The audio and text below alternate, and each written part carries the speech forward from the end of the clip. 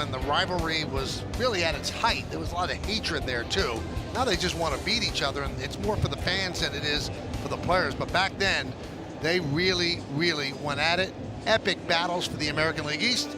Yesterday, that man hit a historic home run in the first inning to move past Joe DiMaggio on the Yankees all-time list. Also to give the Yankees a 1-0 lead. We can look at all of these numbers, Joe. That was a big win for the New York Yankees last night. I think it was huge. Now they're 2 up on the loss column. And obviously Boston has a much tougher schedule. It has to play Toronto after this weekend. So the Yankees, if they take care of business like they should at least have the first wild card. If they take one of these 2 games, you know that they're leaving here with a lead. But if the Red Sox take 2 of these games, this one and tomorrow night with Garrett Crochet on the mound, then essentially you're tied. Yeah, and the Red Sox obviously hold the tiebreaker in the season series, but nonetheless, the Yankees psychologically needed to beat the Red Sox because they haven't played well against the American League East this year at all. So, yeah, just from their own standpoint, their own psychological well-being, yeah, it's important.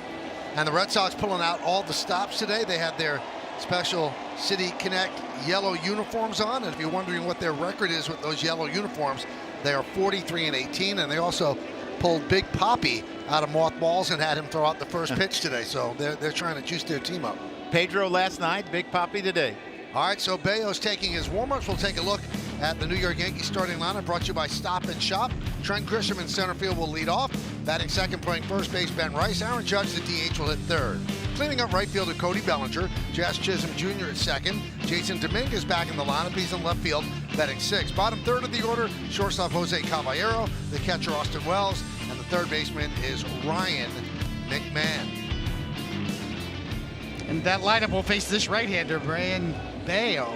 You can see on the season, this will be his 27th start. Pretty solid numbers. They've progressively gotten better as the season has unfurled. And not a strikeout guy, more of a ground ball guy. Let's tell you a little bit more in our Nissan pitcher scouting report. And against the Yankees this year, it's scoreless. 14 innings pitched and 0 earned runs. And so my mom used to say, Joan Cone, he's due. The Yankees are due to touch up that ERA a little bit. And he's a ground ball guy, 4th highest ground ball percentage in the AL, and pretty even splits for a sinker ball guy. Equally against righties or lefties, he's pretty successful.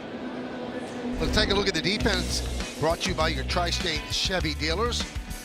Well, the best defender on that field is Ceddanne Rafaela. He has 17 outs above average. Only the Cubs' Pete Crow Armstrong is better with 20. The Red Sox lead Major League Baseball, though, in errors, and that's the lineup that they're running out there this afternoon. It's time now for the keys to the game, brought to you by your local Kia dealers. Well, when you look at Max Fried, he's third in the AL in ground ball rate. However, he's tied for first, giving up the most unearned runs. So the left side of the infield really has to do a good job today. Do the opposite of little George Costanza. If every natural instinct is wrong, well, against Bello, he's 2-0. He has only given up 6 hits in 14 innings and 0 runs. So the instincts for the Yankees have not been right. Do the opposite today.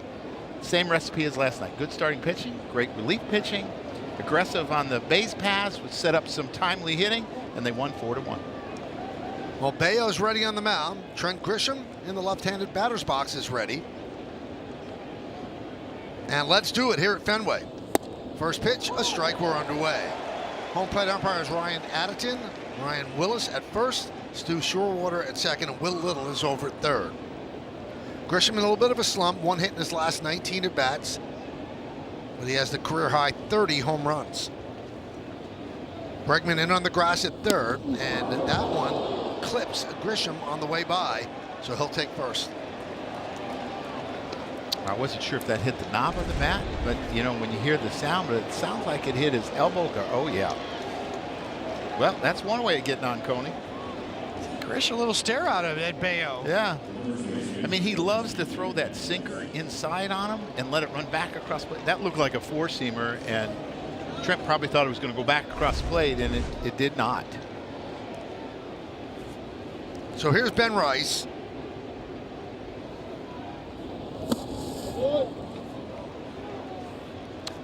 Coney, he's a guy that loves to steal strikes with his cutter early in the count, and a lot of times it's backdoor. Did you have a pitch that you thought, oh, I can get a free strike? Because his sinker's really good, his sweeper's really good against right-handers, and his changeup versus left-handers. He doesn't show it on strike one. That one is driven out into right center field. On the run is Rafaela. He's not going to get there. the triangle, and it's a tough break for the Yankees as it bounces into the seats. So it'll stop Rice at second and Grisham at third. Yeah, so when you look at this, he makes a mistake, and when you get Bello, it's usually early in the game. This is that little cutter, and cutter didn't do much. It kind of backed up, and Ben Rice jumped all over this pitch. And to get it by Rafael in center field is not easy. I mean, he almost gets this ball. Michael talked about the 17 outs above average. He can really run him down. Now the Yankees are set up to get an early lead like they did yesterday. To your point, that's the problem with that backdoor cutter. If you hang on to it, it becomes really hittable in the middle of the plate, and Rice just drilled it. So I preferred a little curveball. A little curveball. Yeah, take something off of it, like El Duque used to do. Infield is back. Here's Judge. Second and third, nobody out. Just underway at Fenway.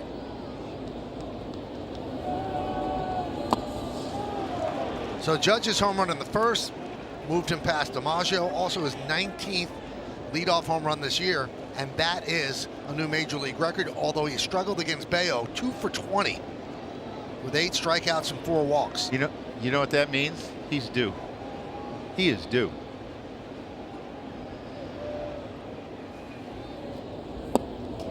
Now the home runs, obviously first inning home runs. He's not leading off, so first inning home runs, 19 of them. And the Yankees as a team have had 46 first inning home runs, and the record, major league record, is 47, set in 2023 by the Braves.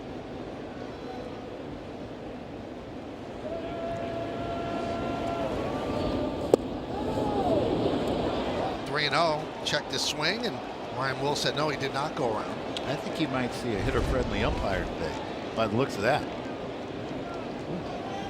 Right to the borderline. I was talking about the pitch. And the swing, both. 2 borderline, both on both counts. See if they green light him here on 3-0. It's ball 4. And that will load the bases. Well, let's check out what the umpire is all about. Here's Addison's scouting report. Considered pitcher friendly, more low strikes, more outside strikes on lefty batters. Ryan's in his 9th major league season. Well, if you look at Brian Bello's stats during the course of the year, 731 OPS the first time through, 584 the second, really good, 610 the third. So he doesn't tire. He takes a little while to find his stuff. Bellinger fouls one off into the 3rd level here at Fenway Park on the 3rd base side. Bellinger 3 for 8 in his career against Bello. 28 home runs, 91 ribbies. Red Sox looking for the double play. Any ground ball will score Grisham from 3rd.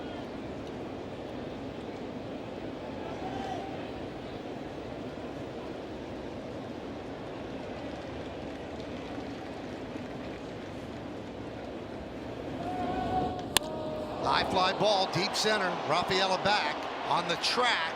He'll make the play in front of the Green Monster. Grisham will score. Rice will tag and go to 3rd. A long sac fly for Bellinger, and the Yankees have a first inning run. RBI number 92 for Bellinger. He was tied with Trevor Story at 91 for like 14th in baseball. Just does a really good job of staying through the middle of the field and driving it. And Rafael, great instincts by the center. He just came up through right to second base, you know, knowing that Judge might be tagging up. He didn't think about throwing to 3rd or any other, right to second base. Try to keep the double play in order. You get the sac fly and a productive out. You get Rice to 3rd base. Here is Jazz Chisholm Jr. Well, first inning run allowed by the Yankees this season. First one in 14 1/3 innings.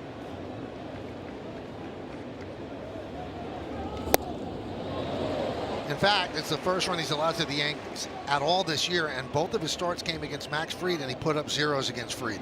They beat him 2-0 and 1-0. Those are 2 great pitchers duels. The one thing I would like to see baseball change a little bit. You know how the hitter has to make contact with the pitcher with 8 seconds? To me, that's too long to stand in the box. I think pitchers use that to their advantage. I like to see them lower it to like 6 or 5. The 0-1. 1-1 on Jazz. Jazz 2 for 12 in his life against Bello. I like that, in his life. In his life. Yeah.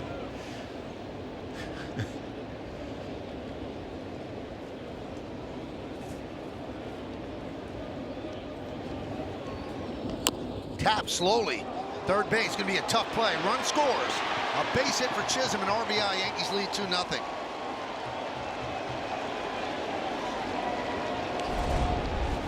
Right off the end of the bat. Could not have rolled it out there any better. No chance anywhere for Bayo. Pretty good instincts on Ben Rice to read this ball, because a lot of times you'll freeze on that ball because you think the pitcher can get you at home, but really good instincts on his part. Now the Yankees have a chance to put a couple more up in first and second, only one out. And a quick trip to the mound. Game time weather presented by Bigelow, the official hot tea of the Yankees. It's 70, and that's what it feels like. Chance of rain, 17% humidity, 56%. The wind is blowing from right field to left field. Coney, what happens to you in an inning like this? The first guy you hit, okay, then you walk Judge, then you give up a hit like that. What happens to the vein in your neck? He hasn't really given up a hard hit ball. Yeah, that last one, well. The 1-2. Yeah, Rice smoked it, but yeah, that last one will get you because you made your pitch. You get it off the end of the bat, and you got nothing to show for it. So yeah, that's a good mound visit right there to reset. Here's Dominguez. A rare start for Jason. The way it's kind of played out in the outfield, there really has been no room for him. But Stanton, given the day off today, judged the DH, so they give Dominguez a start and left.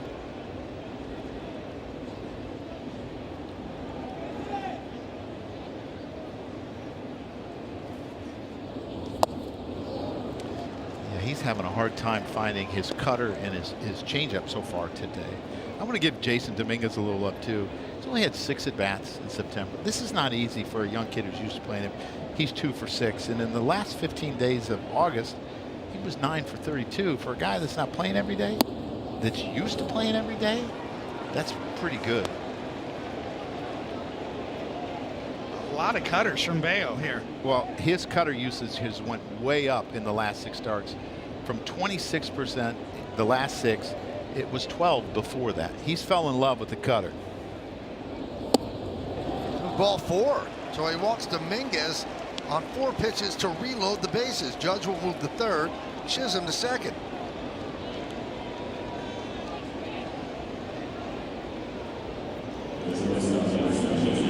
Got a chance to really make it hurt right here on the Yankee side. Against a pitcher that has been tough on you. Really tough on you. I mean, 10 starts in his career. The Yankees really haven't done much. They only had 1.95 ERA. Woo! Caballero takes a strike.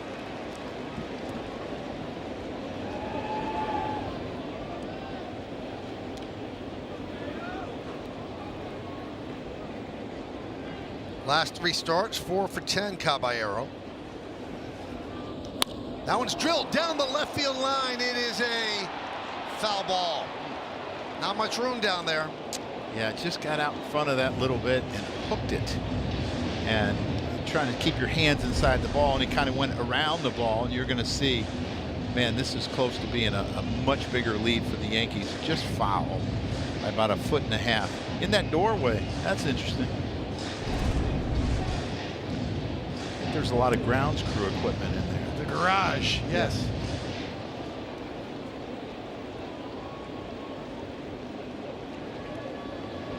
So 0-2 on Caballero, number 7 hitter in the Yankee lineup. Bases loaded.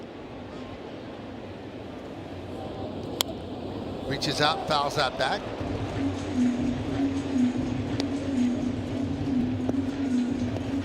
Pitcher on the mound. Among the American League best, top 10 in ERA, homers per 9 innings, wins. The Yankees are putting some numbers on him here in the first inning.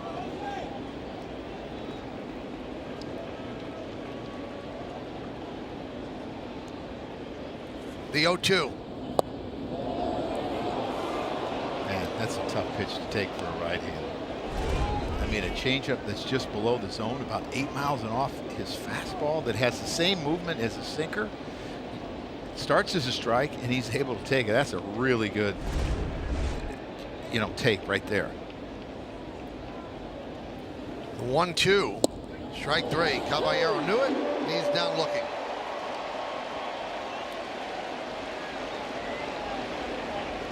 This is a signature pitch to me. It's always been that sinker, and this one's got some run on it. Started out off the plate, right to the outside corner. Well done. That's a pitch I'd feature more if I were him, especially in this inning. A lot of cutters, a couple sweepers. That's his best pitch.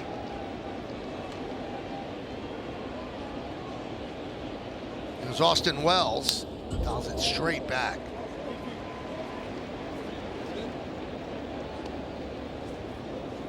You know, this is a ballpark I think that would play well for Austin Wells because he hits so many fly balls to left field. That green monster, take a shot at it, right? Looked like he just did. He's gotten better pitches to hit lately. And that's a key with Austin Wells.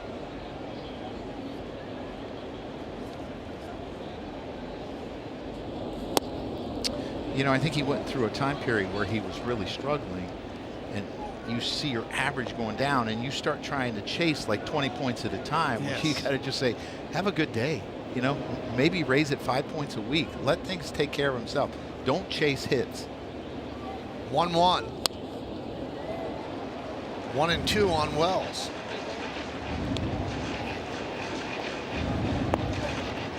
Wells has 78 hits on the season. 41 of them have been for extra bases. Been hot of late, 10 hits and 35 at bats. Judge leads up third, Chisholm second, Dominguez first. Judge with a big lead off third. Strike three, Wells down looking. So Bello recovers, but the Yankees get two, they lead three. Yankees two and the Red Sox come to bat.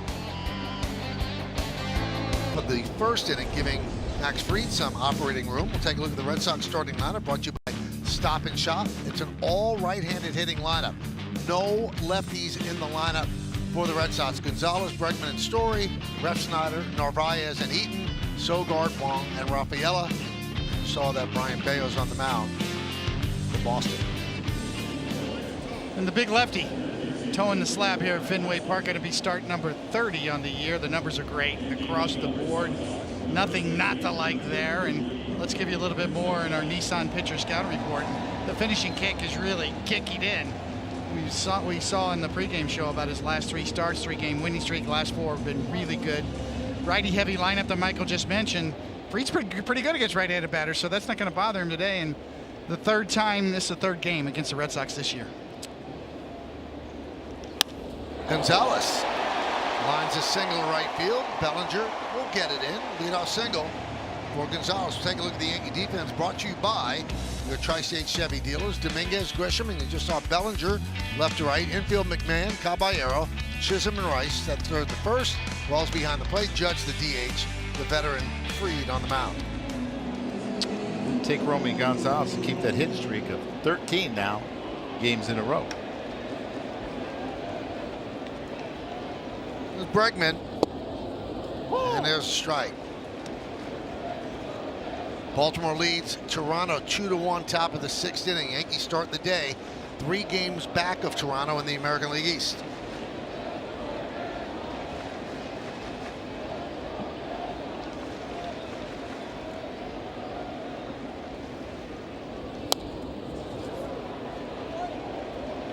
You know, Coney, I've always been amazed at Alex Bregman because when I look at him, he looks stiff in the box, but he can pull the ball with the best of them, right? And I think that's why Boston went and got him, because they saw what he did in Houston with that ball. Yeah, but short and quick. It looks stiff, and obviously it's not. Well, since the Red Sox met the Yankees at Yankee Stadium, it's been 17 games, and Bregman has gone into a slump, hitting 159. It's almost a little Joe Morgan in his back elbow. I mean, yeah. Joe used to flap it, but he held it like that out.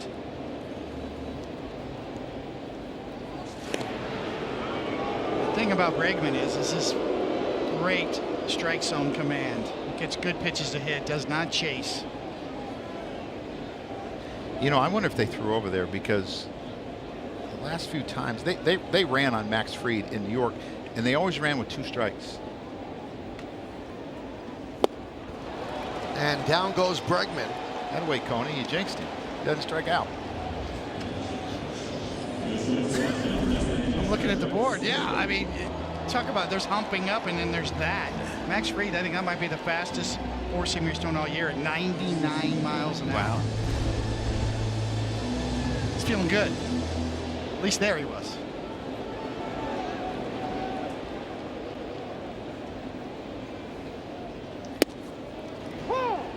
Strike to Story. Hitting .333 in his last 10 games. Finally healthy and putting together a good year. 24 home runs, 91 runs batted in.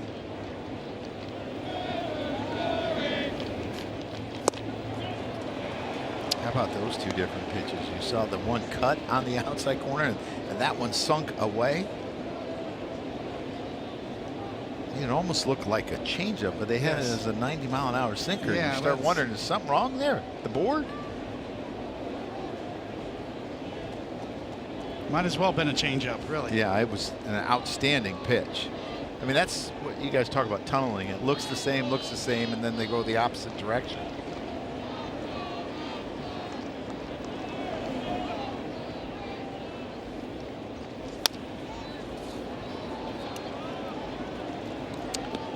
The one thing that a lot of these right-handed hitters are willing to do for the Red Sox is go the other way.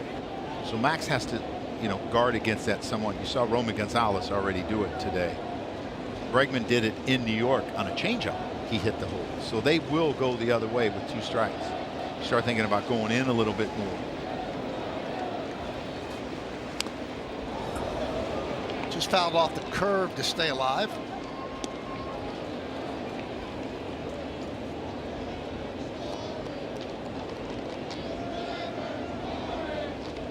There's some days you come out and the ball's jumping out of your hand a little bit more. You've got your good stuff. It looks like that's the case for Max Fried today.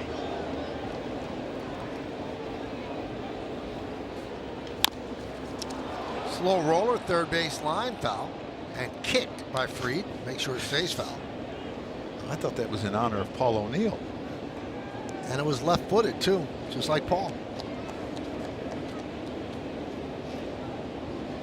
You guys were talking about that the other day. It's actually on Baseball Reference. Kicks, left-footed. Get out of here. I'm done with you. Get out.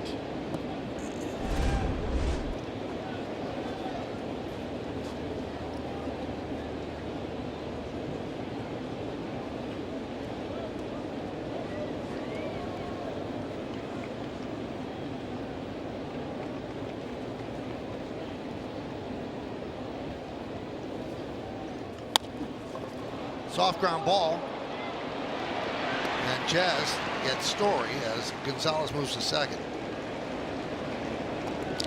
That's a pretty good play by Jazz because you have a very fast runner. You have to charge it really hard, but you can't throw a bullet. You gotta put some pace on your throw because you're so close to the first baseman.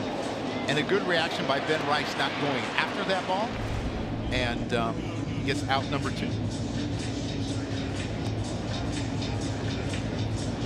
So here is Rob Refsnyder. 986 OPS against left-handed pitching. He is a good weapon against the southpaw. There's a strike.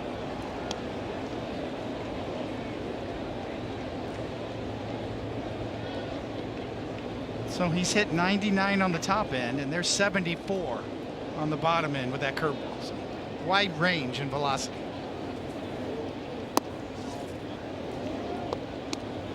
What was your widest range? I was more upper 70s, Yeah. sometimes with sliders or curveballs in the 70s, and then, not 99 like he's got going today.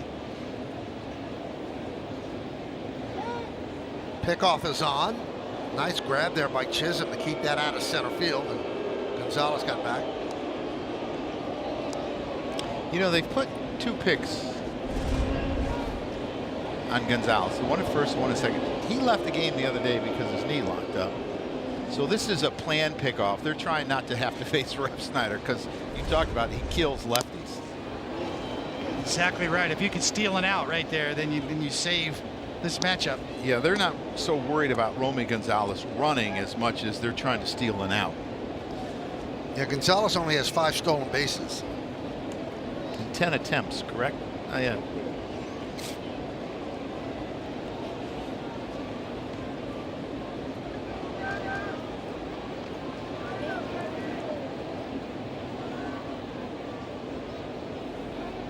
The old inside move.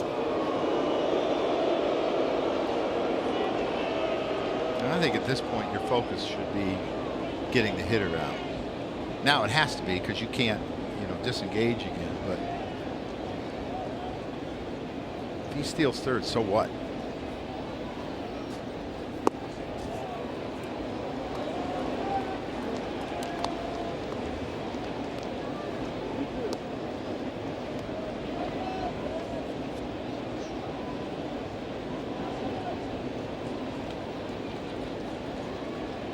Two and two on Ref Snyder.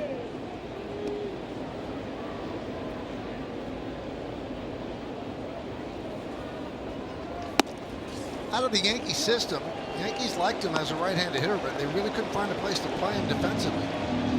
I was part of that, Michael. He tried to play him at third, and we tried to play him, and he was not comfortable at third. And it's hard for middle infielders a lot of times to move to third base because the ball gets on you so quick. He's done a great job here in Boston playing the outfield. Did he go? No. So Ref Snyder works a walk.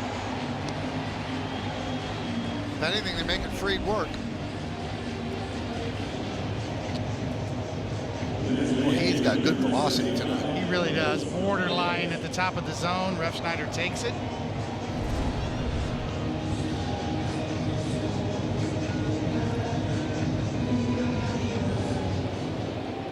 There's Carlos Narvaez. He's the DH tonight.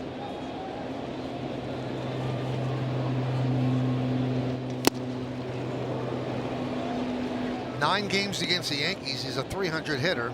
9 for 30. Came out of the Yankee system. And he's had a really good year for him. Defensively, offensively, probably more than what they expected offensively. Struggled a little bit the second half, though. It's not unusual for catchers because of the physical demands. And that's off for Fried. Scrambles after it. And that'll do it. Now the Yankees will hold their breath and hope that he's okay. Red Sox, strand 2. We played 1, 2-0 Yanks.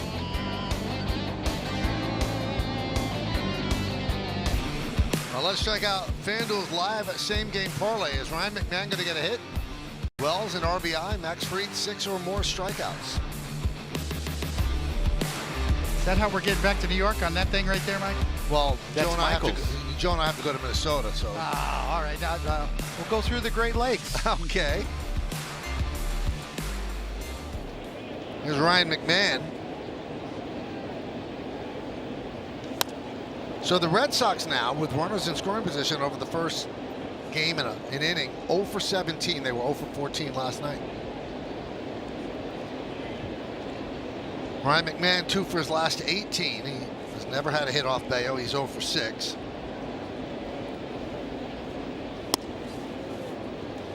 His changeups right now is more side to side opposed to the depth. What happens that it's not having the depth that it usually has? Are you on the side of it? wrist position, timing, back to back. That was a better one. See, yeah. Sometimes you come right back with it, as you know. You throw a bad one, double up with it, and get the feel for it. You can make the adjustment quicker, and he did. It's almost like hitting a golf ball a little bit back. The ball comes out of your hand and it goes sideways instead of getting on top of it.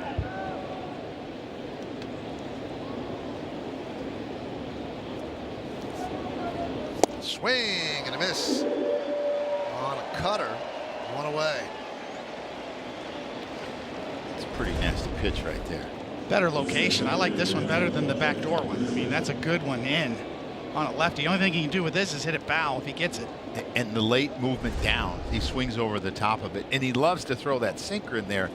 And in your mind, that's probably what you're thinking he's throwing. Trent Grisham hit by a pitch in the first inning, came around to score. And Bello with a strike on the outside corner. Backdoor cutter. You know, with all the batters that he faced in the first inning, he only threw 26 pitches. In his last start against the Yankees, in August. He threw 30 in the first and ended up going 9 and throwing under, or 7 and throwing under 100. So he kind of locks in. I would say keep him in the stretch, but he's always in the stretch. Yeah, stay closed. Less that can go wrong from the stretch. If I had to do over Joe, I'd pitch from the stretch all the time. Managing 2 windups has got to be hard, and then the first time you get someone on base, that has to be really tricky. It's easier to hide your pitches. If you tip your pitches, or you have a tendency to tip your pitches, a lot of times it's in the windup as opposed to the stretch.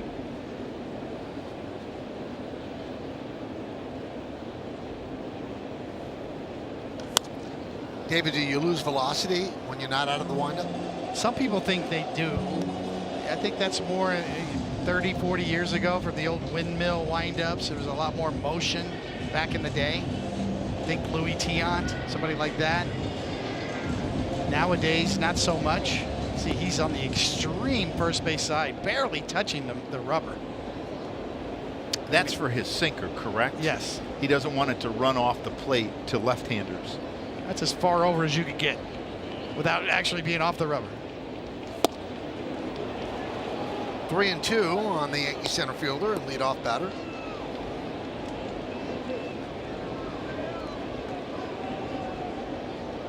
Sometimes it's a little sense of rhythm too, Michael. From a windup, you get a little more motion, a little sense of rhythm and timing.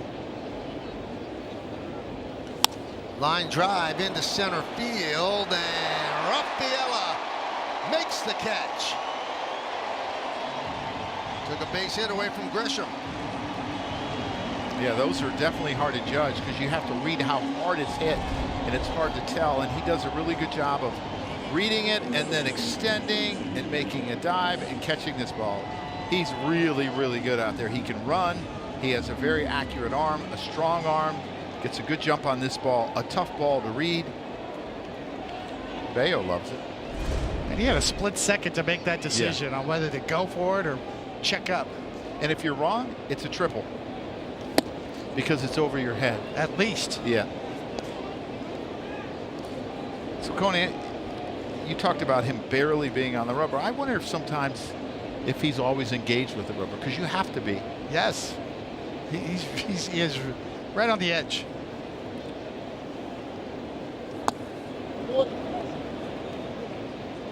There were some pitchers that I pitched with over the years that would actually cheat a little bit over the course of a game and dig out holes and actually kind of get in front of the rubber by a couple of inches. Get a little closer to home plate. Yeah, he's just touching it. I mean, he's really close.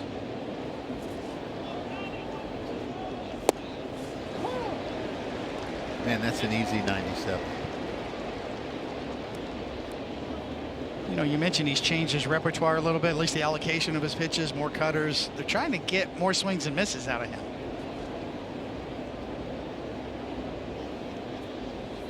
And I think more than anything, he was having a hard time with left-handed hitters, and they were trying to get him to have a couple different pitches, and he's just barely touching that rubber. I know the dirt's covering that end of it, so it looks like he's cut off from the rubber, but that rubber extends a little bit more than where the dirt is. High fly ball. Rafaela is there to put it away, and the Yankees go down in order against Bello. We'll go to the bottom of the second.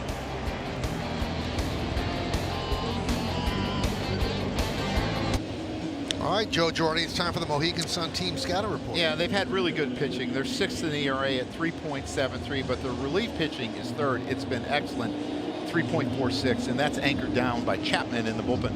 They've really pushed the envelope. They're 6th in stolen bases, 5th in extra bases taken. They're very athletic. They had to find their way. They were 37 and 36 when they traded away Rafael Devers. Since then, they went 44 and 31. Some unexpected production from guys like Gonzalez and Anthony and Story, and they played really well.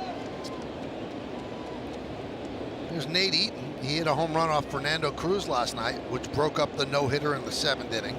Louis Hill went 6, didn't allow a run. A lot of base runners, though, some excitement.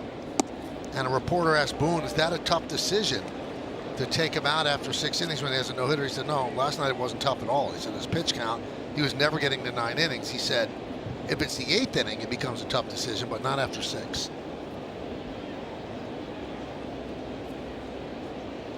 Watching that game last night, I know Luis Heel had some trouble with the mound and called the grounds crew out. I've never seen a pitcher slip that much. I mean, no, he slipped a half a foot when he was landing. That was so extremely dangerous. I've never seen somebody slip that far.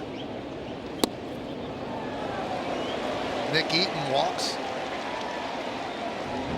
Let's check out Cooking Up Something Special with Hexclad. Join the hybrid revolution at hexclad.com.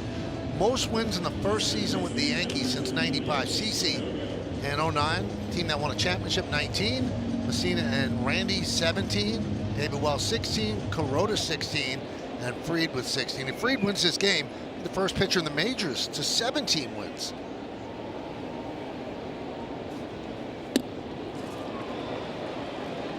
There's a little bit of a statistical oddity going on this season. I'm sure you'll realize this. There's not been a no-hitter in the entire season. Well, I think you're going to see fewer and fewer because pitchers just don't pitch that long. Not even combined, though. Yeah. Oh. Yamamoto came to within, 1 out away.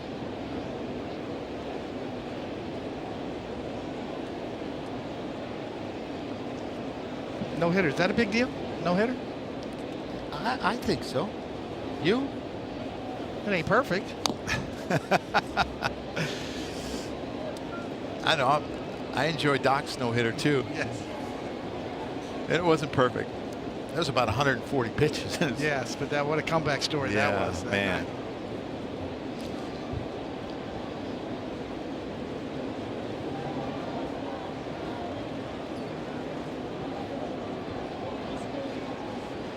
One-two. Fouled away by Sogard. Sogard has 10 hits and 29 at-bats against left-handed pitching. Also has a 5-game hitting streak, 5 for 17. Yeah, I looked up his splits in AAA. They were pretty equal. 278 off of left-handers, 270 off of right-handers. Basically the same OPS. High pull in the air, though, this guy, which is dangerous with that wall. Left field coming on is Dominguez. He's going to play it on a hop. Going to third and getting thrown out is Eaton. He just took off, running on Dominguez's arm, and he got gunned down. Yeah, just an outstanding job of charging the ball. And we talked about, they love to take that extra base. He got a great read on this ball. He really never hesitated, and he was looking at Dominguez. It was right in front of him, and he, like you said, Michael, he just kept going. He tried to get in the way of the ball and maybe let it hit off his back or his helmet, but he's running hard. He just made a bad decision. Just a really good throw by Jason Dominguez. His second assist on the season. Nice tag by Ryan McMahon. Go get the ball, secure it, and then make the tag. Connor Wong takes outside. I don't know if we're going to see Max Fried behind here, but yes. He knows he's dead. But yeah, that's my boy right there. Yeah. That's a huge lift. Yeah, and the reaction by Ben Rice back there, too. 1-1.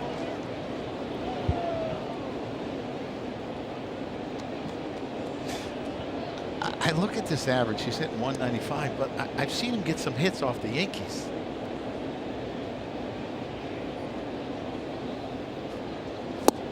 That's a good changeup, Coney. But Wong really struggled early, and then Narvaez came in and just took the job. I mean, he had a really good year last year when you look at what Connor Wong did.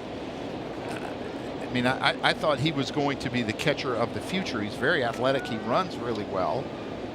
But then this season, it's just been... He's the last piece of the Mookie Betts trade, isn't he? Yeah, he's 2 for 7 off the Yankees. Chasing back Sogard. He hit 280 last year, in 126 games, which is a lot for a catcher with 13 home runs. I tell you what, that's why this game's so tough to play. From year to year, sometimes things just escape you for whatever reason. There's always someone trying to take your job. Driven down the left field line. It's a fair ball. It'll go into the corner. Played out there by Dominguez. Sogard will stop at third, moving to second with a double as Wong.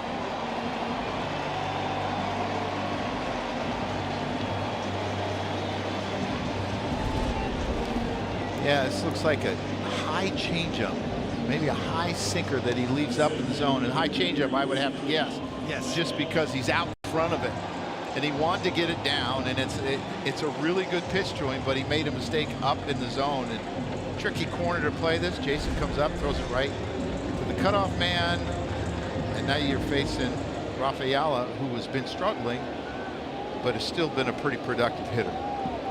Infielder's back. And Coney, he's swinging. I mean, there's nothing that this young man doesn't like to swing at. Yes. And you got to use that to your advantage. Since August, hitting 183, 24 hits and 131 at bats. Since the All-Star break, hitting 186. 0 for his last 11.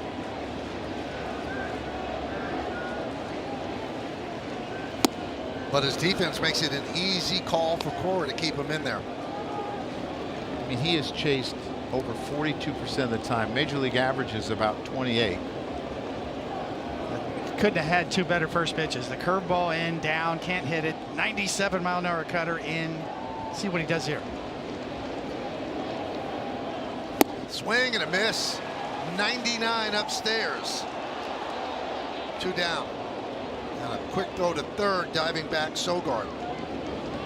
Heads up play, trying to get out of the inning with a pickoff of this 98 up there, Coney. Not easy to catch up to. Wells just kind of playing coy, and man sneaks in, and they try to pick him off. He would have got me. He got me up here. Yeah.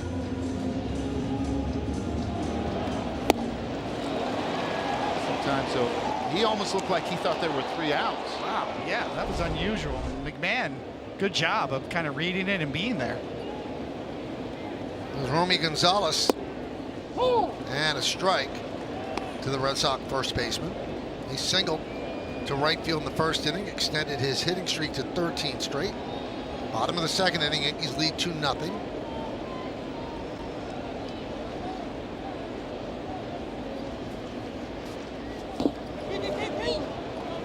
Bounced a curveball. You hear Max Fried saying feet, because sometimes when it's right underneath you as a catcher, you don't know exactly where it is. I mean, he did a good job of fouling the baseball, but you're taught to look down and then find the baseball, and he found it. But I'm sure maybe what Max said helped him a little bit. Yeah, you hear the feet, really good. I like when pitchers help us.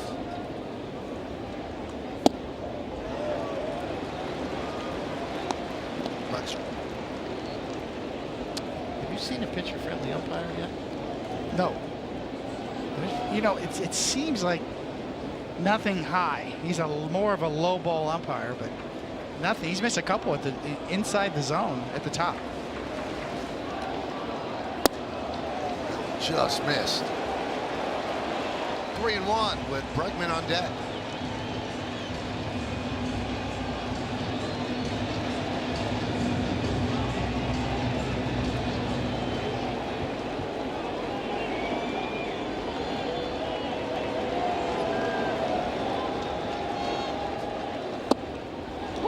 Clip the inside corner with a change. And the count 3-2. Not giving in. 3-1 leadoff hitter. Has not been a good hitter on breaking balls from lefties. His righty's a little bit different, but against lefty he has struggled so far this year, where he has been really good against left-handers overall.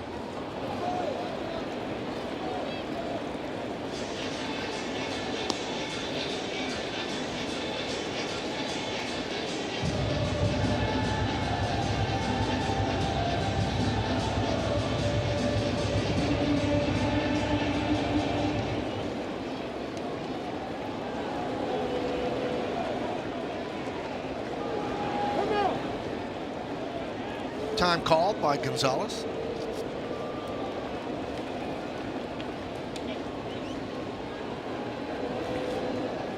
Dark, ominous cloud coming over the third base grandstand. Kind of clear right side. Left side, not so much.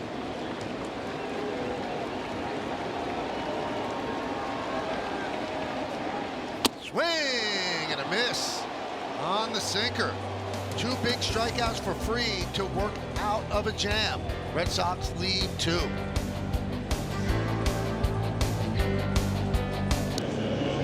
time for the Optimum Don't Take Slow for an Answer replay. Well, Lucas Giolito left his fastball about thigh high out over the plate. Aaron Judge, 468 feet, the 5th longest home run ever hit at this ballpark. And a lot of times, Coney, the next day you might ask a pitcher, how'd you hold that? Wow, that just disappeared into the night, didn't it? You never say it that day, but the next day or 2 days later. Oh, yeah. Came in one day with the Mets, gave up a big home run to Jack Clark, and had a softball sitting on my chair. Wally Backman put it on my chair. That's what your fastball looks like.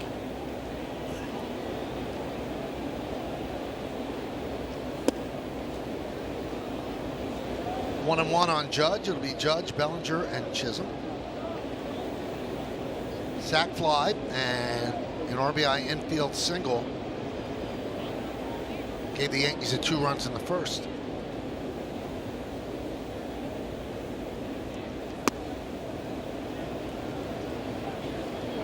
And guys, you're talking about that home run from last night. His teammates all praise in the clubhouse. Jazz Chisholm Jr. told me at this point it's like it's getting normal with him. He gets us so hyped up. He's bringing the energy. Everyone thinks he's really calm, but he's really crazy, at least in my eyes. He always gives us that boost of energy, and Ben Rice kind of seconded that opinion, saying that first inning home run, a historic one, yes, but it also electrified the team. He said he is just amazing to watch on a day-to-day basis. You kind of catch yourself taking it for granted, and then one of those milestones comes around and reminds you just how great he is. You know, in the short time that I had to manage him, I was amazed at how consistent his personality was every day. Never got high, never got low, just came and was always prepared, played hard, had energy. Kind of like the previous captain, right? Yes, yes. Judge walks for the second time. You know, we talk about, yesterday's Yankee game was a big win, but it was also their 82nd win, which is significant because it clinched their 33rd consecutive winning season. More than twice as long as any other active streak, and second only to the 26-64 Yankees, who had 39 winning seasons in a row.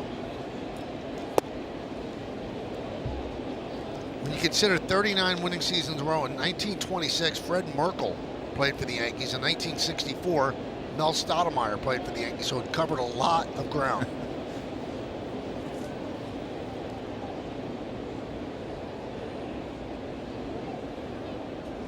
And to tell you how long 33 seasons really are, 21 of the 28 Yankees on the active roster had not been born on October 4th, 1992, the last time they were under 500 at the end of a season. And you bring up Mel Stottlemyre. He was a part of this one, when you think about it, being the pitching coach. So he's been part of 2 of them.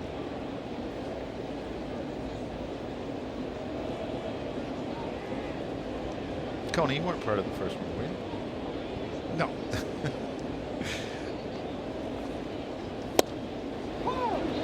They called a strike there, and Bellinger said, "Really?" Yeah, this ball's in off the plate. It's trying to come back. Connor Wong does a nice job of receiving and presenting it as a strike, but I'm always amazed that hitters know that that's an inch off the plate.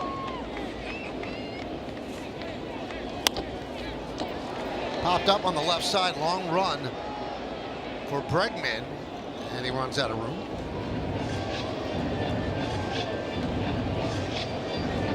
Suit up this season at MLBshop.com. Check out the largest selection of authentic jerseys, caps, hoodies, t-shirts, and more. Visit MLBshop.com for your Yankees gear and today's special offer.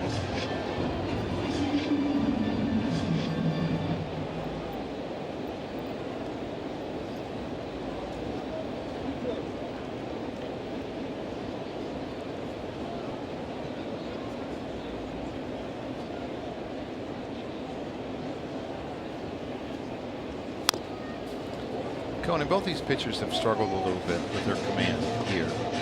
And I'm thinking they last faced off August 22nd, which is not too long ago. Do sometimes pitchers overthink, saying, I got to change my patterns, I got to change what I did on the guy? Because I just saw them. It can happen.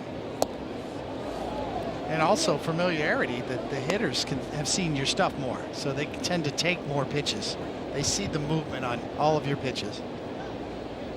Anticipating the flow is such an advantage for hitters. That's why they want to know what's coming if they can. I would think Judge would be going here. He's not a big strikeout guy. He does go. Popped up, long, runs out of room. It's in the second row. Coming in today, only 114 strikeouts in 152 innings, and it's a guy that gets the ball on the ground a lot, so you try to stay out of the double play. Not that Cody hits the ball on the ground a lot, but still. Catcher doesn't throw great. 16 for 22 off of Bello so far. Cody gets down the line really well. Yeah. And you just keep the pressure on them. I mean, they stole 3 bases last night, advanced on a wild pitch, set up easier runs to drive in.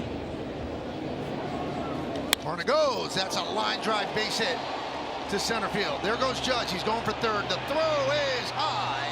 Nice grab by Bregman, but Judge is in there. Well, you could see the hesitation in Judge because he knows that Rafaela has a really, really strong arm.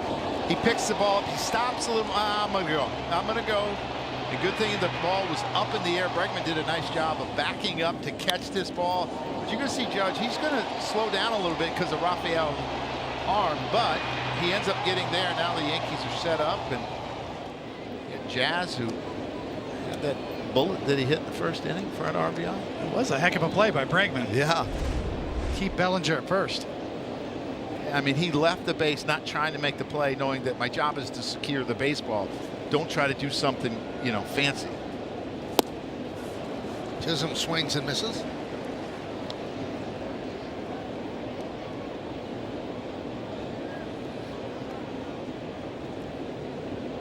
Judge at third. Bellinger is at first.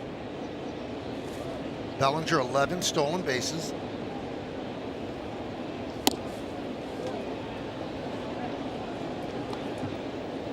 See Bregman playing close to the bag and in. If Jazz hits a ball that way, I'm sure that he would maybe take a look at Judge, and if he goes, he's going to get him out at home.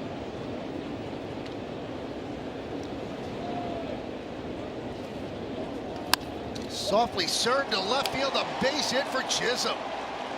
Judge scores.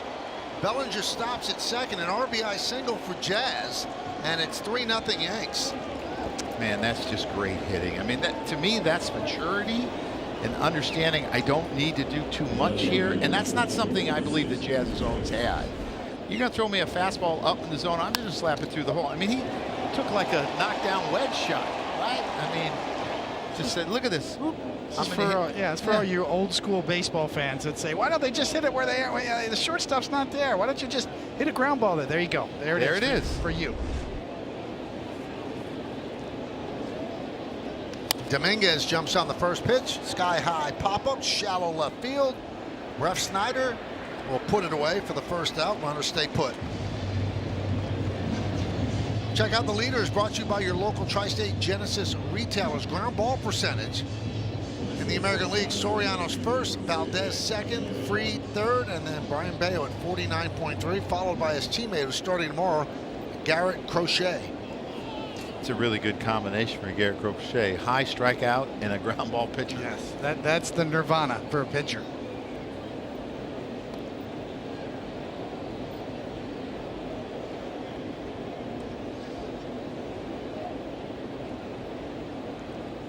Caballero. Good speed on the bases for the Yanks. Soft ground ball. Too slow for 2.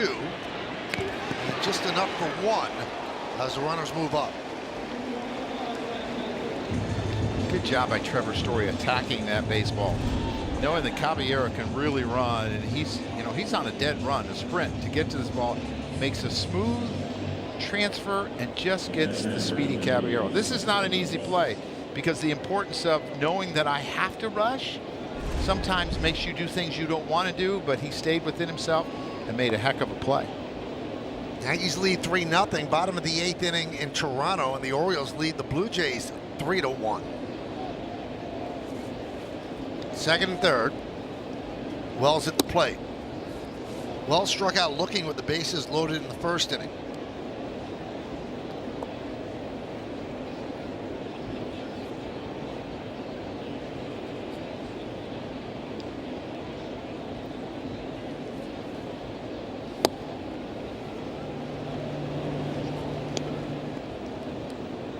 Two and 0 on the Yankee catcher.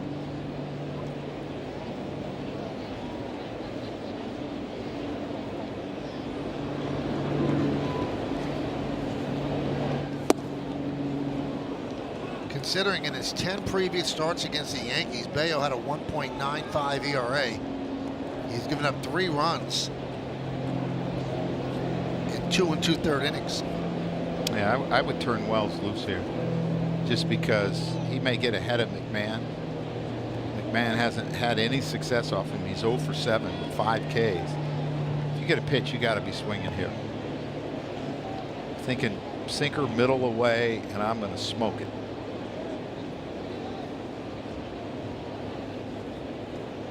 Rio. 3-1.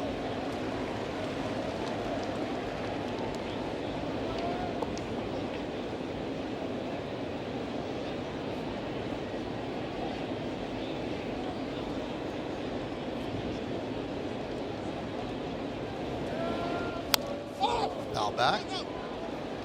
The old saying was, well, you're going to get the same pitch on 3-1 as you do on 3-0. Well, we just saw you didn't. No. Got a great pitch to hit on 3-0 out over the plate. That one was in on him. Now see what he gets on 3-2. He got him with a change the last at bat, up in the zone. I would think after that pitch there, he's going to go with another 2-seamer inside and try to freeze him. He shook there. He stepped off. He obviously didn't like the pitch that was called, reevaluated. And here he goes.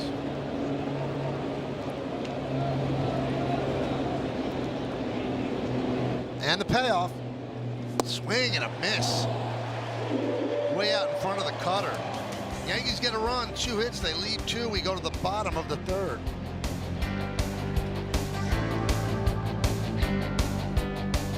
Yankees Baseball on Yes is brought to you in part by Bet365. Whatever the moment, it's never ordinary at Bet365. By Tunnel to Towers, donate $11 a month to Tunnel to Towers at T2T.org. By Optimum Fiber, get Optimum, the fastest fiber internet. Don't take slow for an answer. And by the New York Lottery, get out there and play. Johnny looks so different from one town to the other. Now he could actually look like he does on the left. He came back for Old Timers Day. He put his hair up in a ponytail. Yep. Underneath the hat. That was a fun-loving guy. Man, did he love to have fun. Really good player, too. Winner, wherever he went. Where? Yep.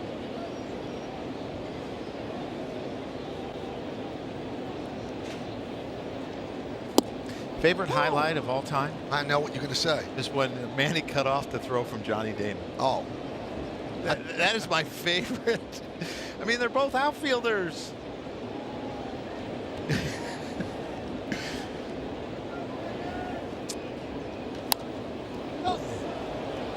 Popped up. Here comes Rice. One away. I thought you were going to say the 2 steals on 1 play in the 09 World Series. No, I really love that. But, but that play, whenever I see it, I can't stop laughing. I don't think you'll ever see that again.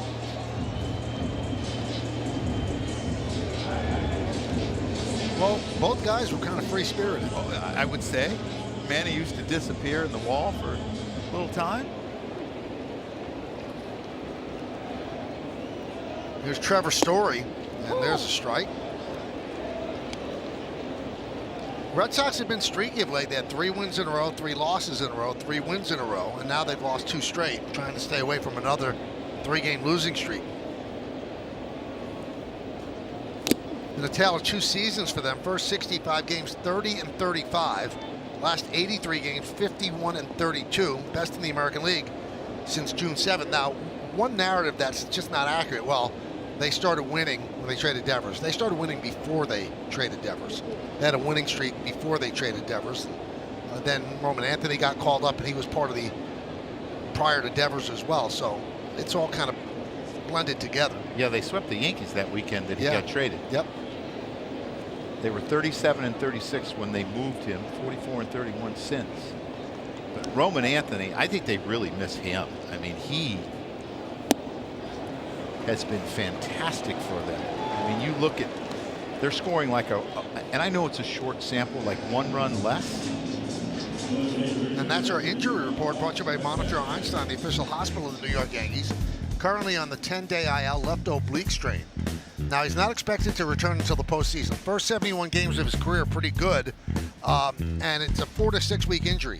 If it's 4 weeks, he would be back for game 1 of the wild card. If it's 6, they've got to win that series. I mean, you think about what he did in his last 31 games, and he was leadoff a lot. 336, over 1,000 OPS. And they've struggled to find a leadoff hitter since he's left, especially against righty. Well, I'll say this about the Devers trade. I understand why Boston did it. Not only that, it freed up the contract because the Giants took on the whole contract, and yes, clubhouse chemistry.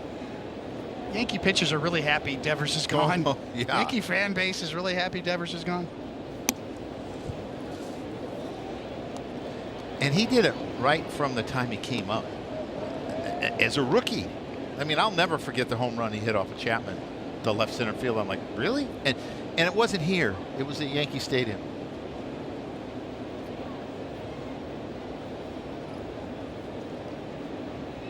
Two 2-1. 2-2 on Ref Snyder. Michael, you talked about his numbers off of lefties. I mean, he has been so good here. 359 and 22, 308 and 23, 302 and 24. And this year, coming into today's game, 312. I mean, he has been a perfect fit for them. And he's a leader. They love his leadership.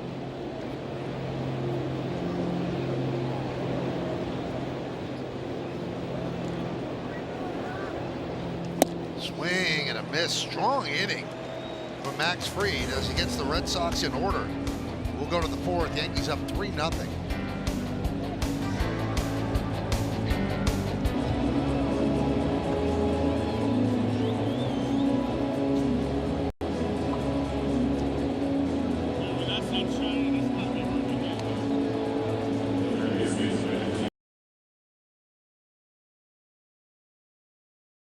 For Pinstripe Pride, brought to you by Toyota, the official hybrid vehicles of the Yankees.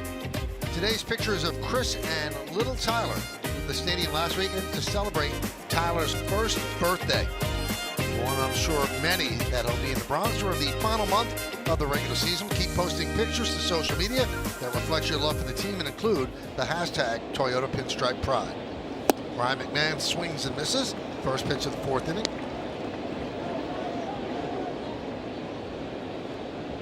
9-1-2 in the Yankees order. They have 3 runs on 4 hits against Bayo. Red Sox 0-3-0.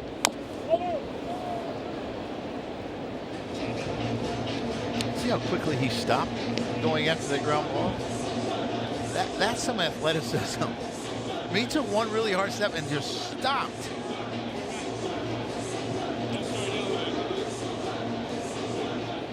The Yankees have done a pretty good job of staying on him, getting his pitch count up, where Max Fried had a really quick inning last year, and last inning got his pitch count kind of in line. Got a chance to talk to Ryan McMahon before the game in batting practice. Ask him, do normal stuff, New York, you settling in, city life. He said, yeah, they did an Airbnb, but he didn't realize it was a 4-story walk-up. Tap left side. Bregman fields across the diamond to get McMahon. I told him, welcome to New York. You know, you got a Stairmaster building. He said he got out of that deal in a hurry. Found a better place. But yeah, find a good rent in Manhattan. Oh yeah, great space. Oh, no elevator. Oh man. You got to walk up 4 flights. Is that legal? Yes.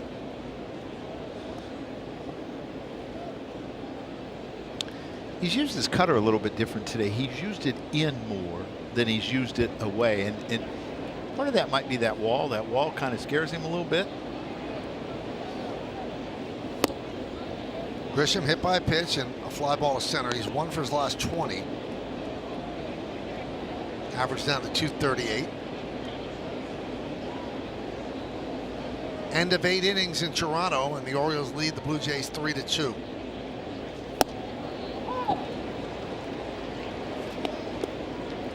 Yankees come into action 3 games back of the Blue Jays. For first place in the American League East, but it's really 4 because if they end up tied, Toronto has a tiebreaker in head-to-head. Ground ball, Sogard. Well, the story of Major League Baseball this year, and you look at the American League East right there and what Michael's talking about, it's really the Milwaukee Brewers. Yeah. And they are just everything that the modern game is not today. I mean, they hit the ball on the ground a lot, don't hit a lot of homers, but they do a lot of little things. And they have pretty good bullpen. Good pitching, obviously. Yeah. Team speed is excellent. They run the bases extremely well. Ben Rice 1 for 2, doubled into the triangle in right center, and long fly ball to center in the second. So he's at 245 on the season.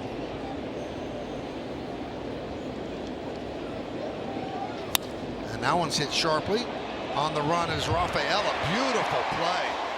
Boy, did he cover a lot of ground to make that play. Took another hit away from Rice.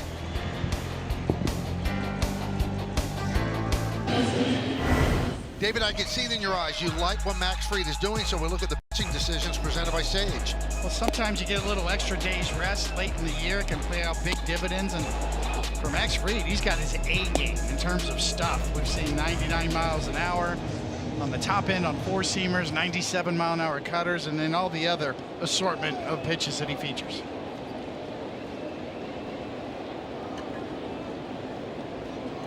Narvaez leads off, and he'll take the first pitch curveball for a strike. You know, Michael, I think you said it's the first time since 2021 they didn't have a left-hander. As a catcher, as a manager, I always thought it was easier for a pitcher when they didn't have to bounce back and forth between right-handers and left-handers. They could find their release point for their pitches and where they like to go, because they always think a pitcher has a strong side with his fastball and you don't have to jump around. Your thoughts, Tony? I agree. I had more trouble with different styles and a diverse lineup and back and forth and different eyesights, different release points. It still comes down to which hitters you're facing. Right back to Fried. 6 in a row retired by Fried. Twice that Narvaez has grounded out to Max Fried today. I mean, a little heads up, if you don't know, Max Fried is not a good guy to hit it to, and either is Rafaela in center field. Ben Rice just continues to just be unlucky. Yes. You know, we throw that phrase around and people might roll their eyes, but I mean, it's documented. His expected batting average is almost 40 points higher than what it is. He hits the ball that well. It's that, and that's the highest gap of anybody in the big leagues in terms of expected numbers. So, you know, what that means is that if he were Paul O'Neill, we'd need a lot of water coolers in the dugout. There would have been destroyed water coolers. You know, it's amazing how your head goes that, because my thought was, boy, he handles it so well. I know a guy that wouldn't handle it so well. Here comes McMahon on the charge. Bare hands, fires. But the ball got past Rice. I believe it hit the umpire, which is a break for the Yankees, because it would have been a second base for Eaton. Yeah, McMahon does everything he can on this ball is hit soft. And this is what Max Fried does. He induces a lot of ground balls and a lot of weak contact. Eaton runs pretty well. A nice barehanded pickup. That's all he can do. Makes the throw, and it's just not going to be in time. Eaton beats it out. And you're right, Michael. It's lucky it hit the umpire, because he might be on second base. Well, he wants to make every play. You got to love that guy. It's like those hitters that think they should get a hit every time. And better than advertised. We heard he had a good glove. Much better than any of us even thought. And there's a strike to Nick Sogard. Single to center. That was in the second. Turned out to be a big play, too, because on that single, Nate Eaton just decided to go to third. The ball was right in front of him, shallow left, and Dominguez made a perfect throw to McMahon to get Eaton. You like that slow leg kick? Oh, I loved it. If I was a lefty, I'd had to practice this in the mirror at home every day. I was so jealous of Andy Pettitte all those years. Max Fried, I'm even more jealous of. The ability to read a base runner. If you're a lefty and you're not working on a move like that, you're not doing it right.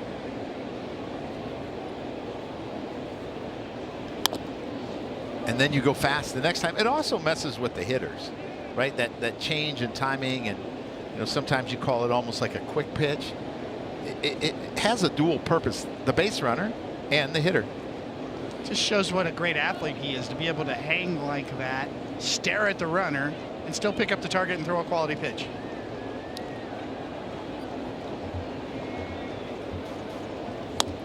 Ground ball, backhanded by McMahon, and Eaton will go to second. Nice play to get Sogard. He made that play look really easy, and that's not easy, running to the foul portion on the line and having to throw across your body again. And look at the accuracy and the arm strength. I mean, he got him by a long ways. I thought that was going to be a much tougher play, but he reads this really well, gets the right hop, the transfer is great, and a nice strong throw. Max Fried appreciates it. Yeah, that's my third baseman. Yeah, nice play, young man. And Max knows he needs that, right? Because he gets so many ground balls that he needs really good defense on that left side.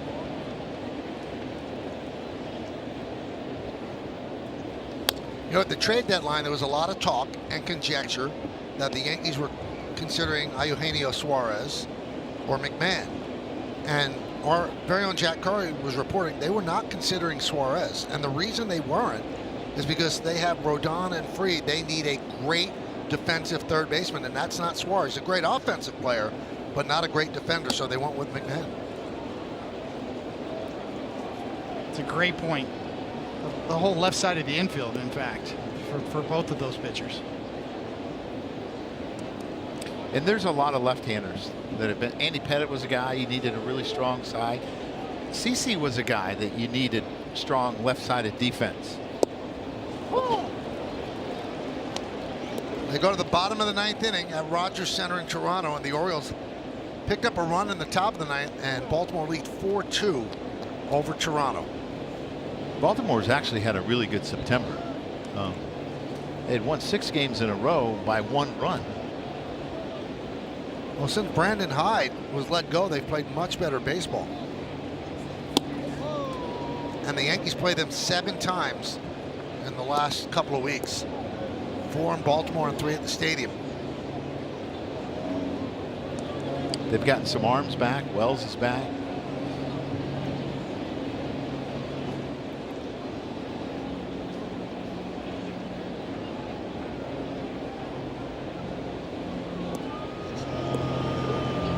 Would you call all your pitches? There's a dance. There's a time I would want to follow your lead.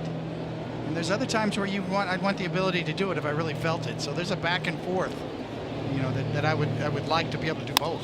Ground ball grabbed there by Jazz Chisholm. Nice play.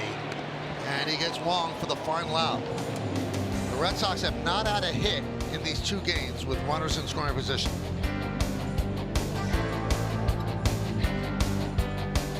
For the All-State Good Hands replay, Joe. Well, he's been as good as advertised. So Don Rafaela in center field got Grisham in the 2nd inning on that sinking line drive, and then he's going to get Ben Rice here in the 4th inning. He gets outstanding jumps. He's plus 17 outs above average. As a team, they're plus 18. Judge leads off. He's walked twice, pitch inside. He's walked twice, and Bello has had great success against Judge. 2 for 20, but he doesn't want to throw him strikes. Judge has 4 home runs in the last 4 games. And hits sharply. Oh, what a play by Story. Wow. Coney, could you say that ground ball actually took you backwards? Oh my goodness. This is off the bat. Oh, that's why you wear a cup right there. And that's why you field it on the side. You take that drop step to get a little better hop. Oh, man. Yeah, ole. That's a really tough play.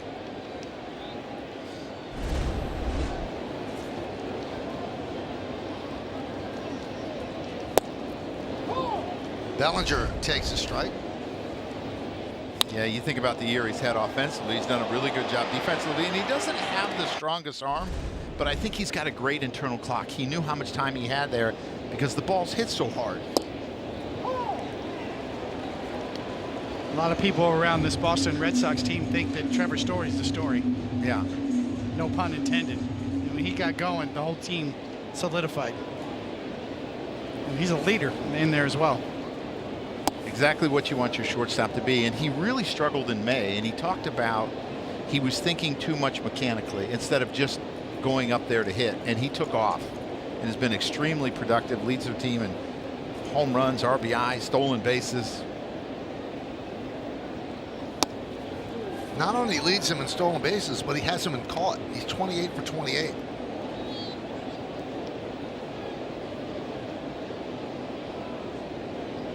Three 0. Yankees lead top of the 5th inning. Game 2 of a 3-game set.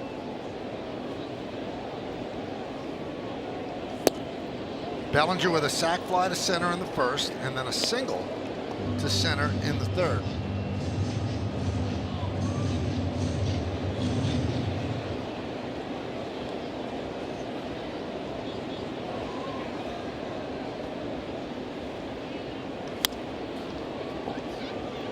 Yeah, he's used his cutter really effectively inside to these left-handed hitters, but Belly can hit the ball 6 inches off the plate inside foul with the best of them, and he's on top of the plate, which is amazing to me.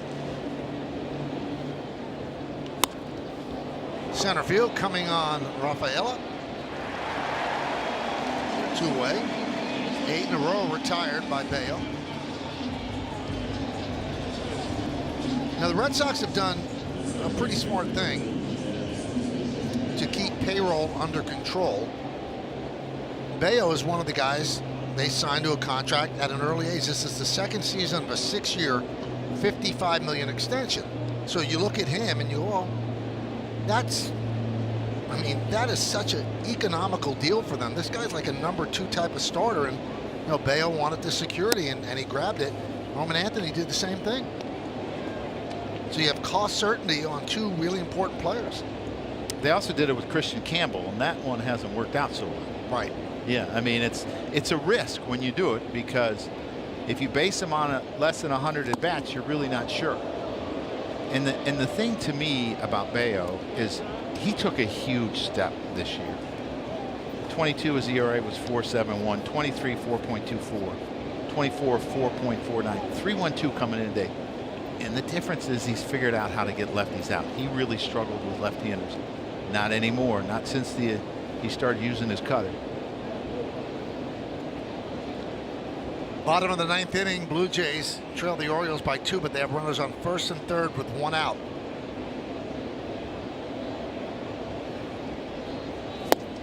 Michael, your memory's much better than mine. You didn't have all these foul tips. You know what I'm saying? Right. Was Cleveland really the first club to start doing that? Locking players up when they were young? Yes, I remember them doing it, and that's why they were able to keep that core together as long as they could, because those players are so great they would have commanded too much money. Yeah.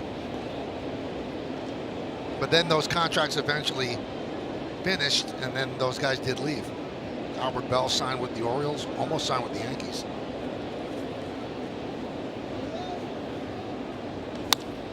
Deep to right field, Eaton back, track, wall, see ya!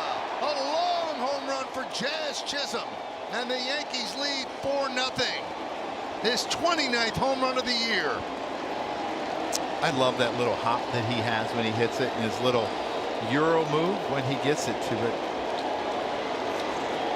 This is not an easy ballpark to hit balls out in right field because it plays so deep. But again, it's a breaking ball that you're able to pull and you're able to hit with power. And look at this. 40, 40, and 162, 48 stolen bases. And there was a time for about, I don't know, a month and a half. He didn't run at all this year. but he has been fantastic, very productive. He just wants a hug, Cody. Dominguez fouls it away. Remember when he first came over, Aaron Boone said, you know, let's just wear one chain, right? Let's get it down to one chain. But when you go 40-40, over 162, you can wear whatever you want. I think some of the rules have changed this year. It looks good. Verdugo was the one he had to watch. And I have argued, Coney, and the numbers back it up. The largest slug in baseball is on cutters, and that was a cutter. Because you speed the bat up, you get the bat head out, and if it doesn't have enough movement, it hits the barrel, and that's exactly what it is. High pop-up, shallow center. Rafaela is there and puts it away for the final out of the fifth. But Jazz Chisholm has 3 RBIs on the day. This was number 3. He absolutely crushed it. And he had time to look at it and enjoy it. His 29th of the year and a 4-0 Yankee lead.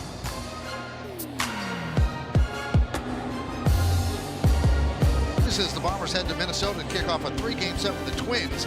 Pre-game coverage begins at 7 with first pitch scheduled for 7:40 on Yes and the Gotham Sports app. Now remember, everybody, tomorrow night's game against the Red Sox is on ESPN for Sunday Night Baseball, but Yes will have post-game coverage after the final out. Audi scoreboard, 4-0 Yankees, bottom of the 5th inning.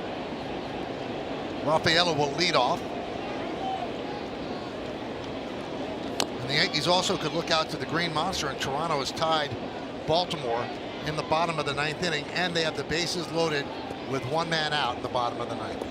It's not what you want. No, it's not what you want. A great man once said.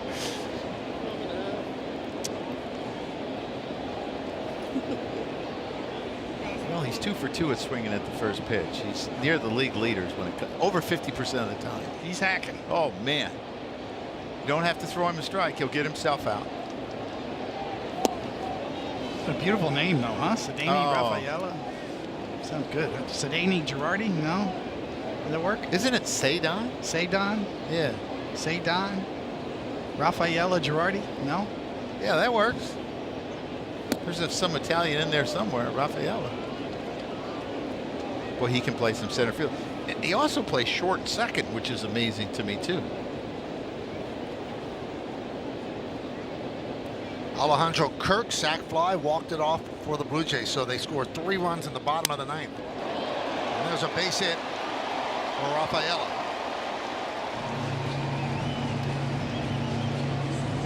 Now Rafaela has 19 stolen bases. Do the 4 runs that the Yankees have to the 0 for the Red Sox keep him there? We'll see. I almost feel like in watching his last game against them, they almost had a key of when to run. And again, they did it with 2 strikes, and I wouldn't be surprised. He doesn't have a very big lead. Shatter bat, ground ball. There's 1. And there's 2. Best friend, right, David? Absolutely, and a well-executed changeup and a saw job. Oh, you swing at a fastball, but you get a changeup. That's what happens.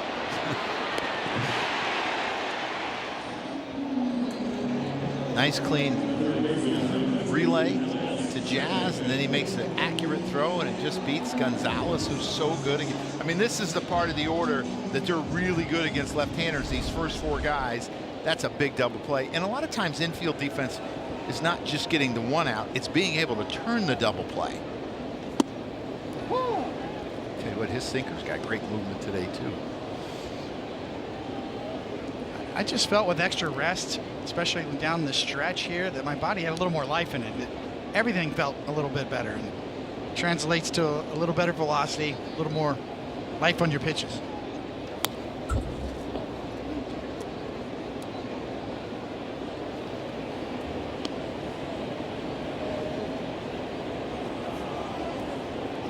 One of the many lefties in the bullpen. They got like 12. Chris Murphy, they have 5 left-handers in the bullpen. 12. Thank God you had. There's a minimum hitters you have to face.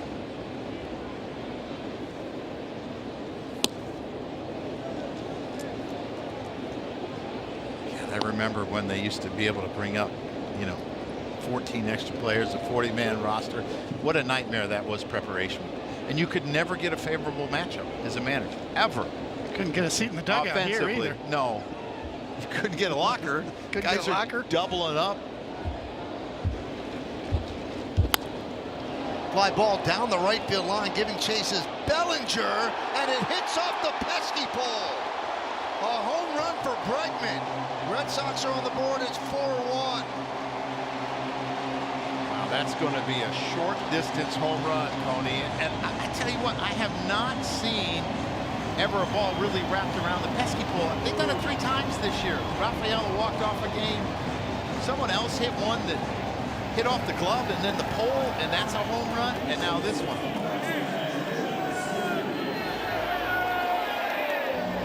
He hadn't hit a home run in like 27 games. It's been a long time. What do you got on distance for that, Coney? It's showing up at 316. 316. 91 mile an hour exit velocity. He got jammed. You're going to see he gets jammed here with this four-seamer a little bit. Pulls his hands inside. Hits just enough and is able to keep it fair off the pesky pole. Now the 316 is projected distance if it didn't hit the pole. I think that pole is 302. So it traveled 302. Correct. Yeah, that's a look when a home run's 302. That's the only ballpark that would have been a home run in. Yeah, 1 of 1. Yeah, because in other ballparks, it's going foul before it gets there.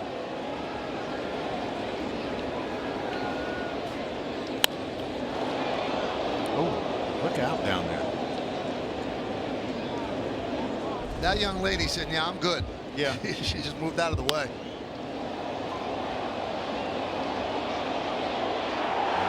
Anywhere else at 304, that's a foul ball. Somewhere Johnny Pesky is smiling.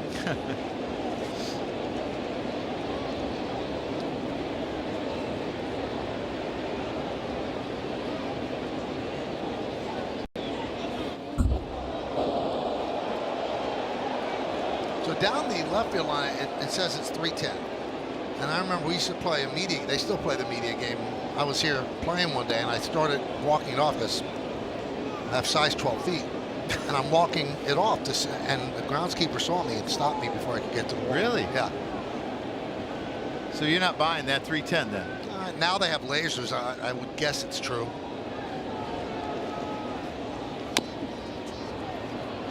Oh, it stays fair. Freed's all over it, but a bad throw. Story reaches first. Yeah, Story didn't run right away because he thought the ball was going to be foul. He kind of stands there and he says, oh, it comes back. Had that side spin on it and came out. It's like a breaking ball that hits and goes the opposite way. How about these last 2 hits? And that's a play that he usually makes. He's so good. And you see Story, he thought that ball was going foul because he hooked it. When it hit, it kicked back towards the infield. Now the Yankees have to watch Story. 28 stolen bases in 28 tries, and this is a story that Boone told me. I don't want to reveal the name of the player. When the Yankees played the Braves and Fried pitched against them, I think the Yankees were down by a lot, and this player was on first base. Got picked off. And Boone said, I don't know if I've ever yelled at a player more down the runway than I did at this guy. And he goes, and after watching Fried every game, he goes, the next time I see him, I'm going to pull him aside and apologize because it's just not fair. He said, even with a big deficit, you don't think you have a big lead, but this guy just lulls you to sleep. It's the same way with Andy Pettitte. You thought for sure he was going home, and he wasn't.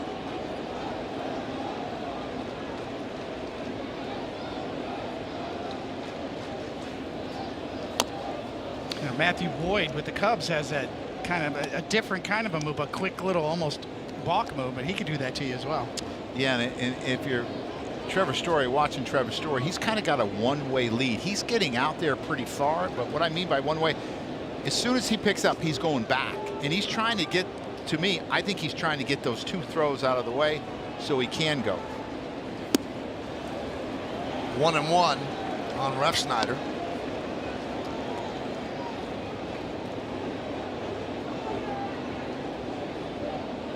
The key with the hesitation move for Fried is to be able to be athletic enough to drop the foot and still pick him off at first.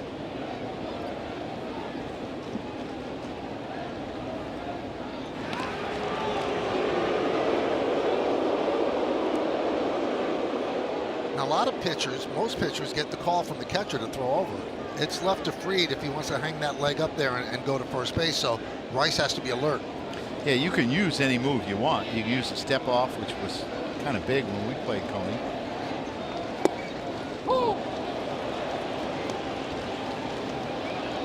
Step off rule might be the reason why we have a pitch clock right now. Did no good for anybody. And a maximum of how many times you can throw over. Yes. Remember the chickens in Montreal? They put up every time you'd have 7 chickens with guys like Tim Raines.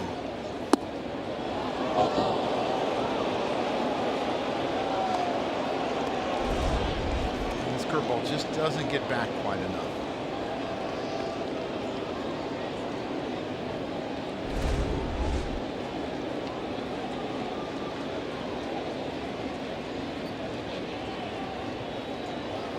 That was not his A move.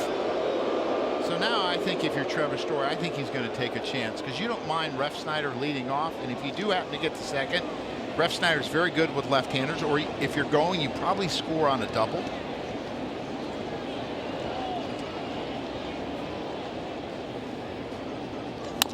Ground ball, Caballero, short way, and that'll do it. But the Red Sox on the board with the home run off the pesky pole. We go to the 6th.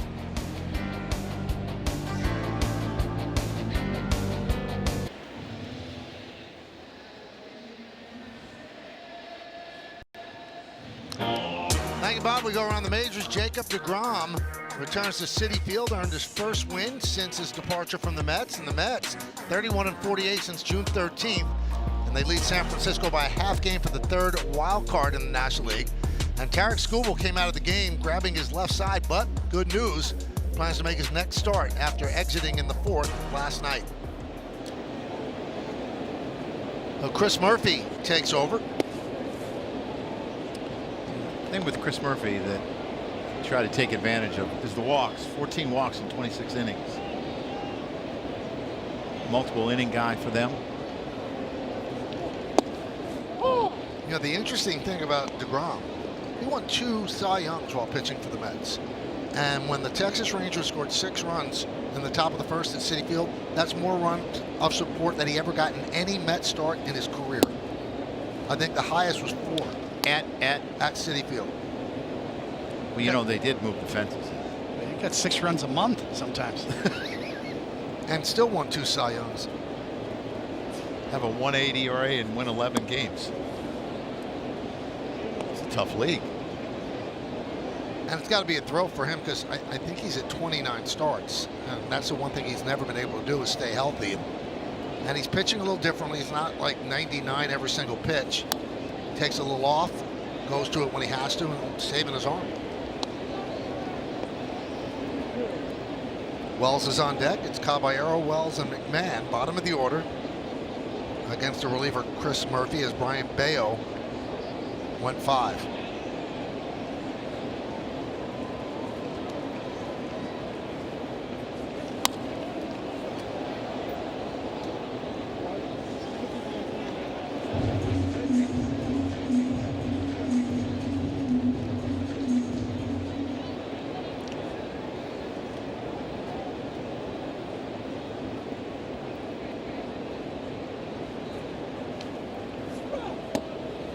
Strike 3. Caballero down looking. He was taking off his shin guard. He thought that was ball 4. Yeah, there have not been a lot of high strikes called, and this one's just at the top of the zone on the outside corner. Kind of goes to my theory, Coney. There's more high strikes called on short guys than there is tall guys, because I don't think umpires, you know, they change really what they think is a low strike and a high strike, depending on the hitter's height. Never heard that before. That's pretty good. I'm gonna steal that from you. Yeah, that's okay. I'll give you credit. We're going to hear that tomorrow night, aren't we? Good chance.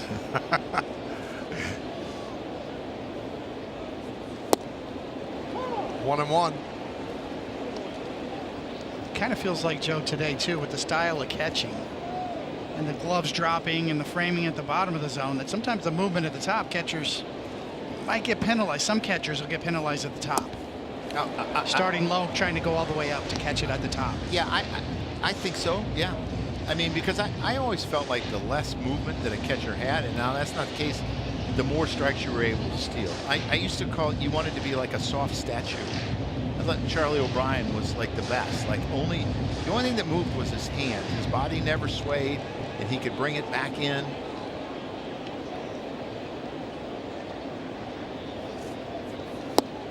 Now, Joe, I have a down goes Wells. I have a Charlie O'Brien note.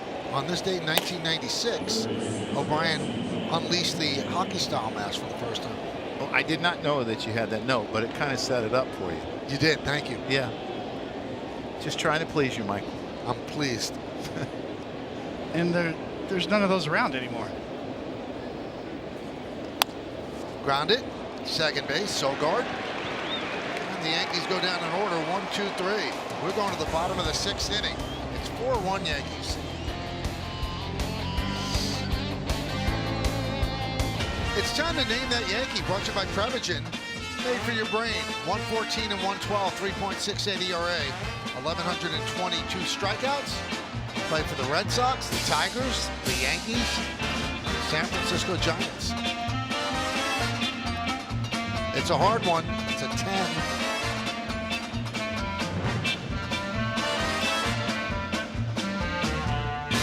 Now, John J. Filippelli was up here before the game, took a look at it, and had the answer within 2 seconds. It's ridiculous.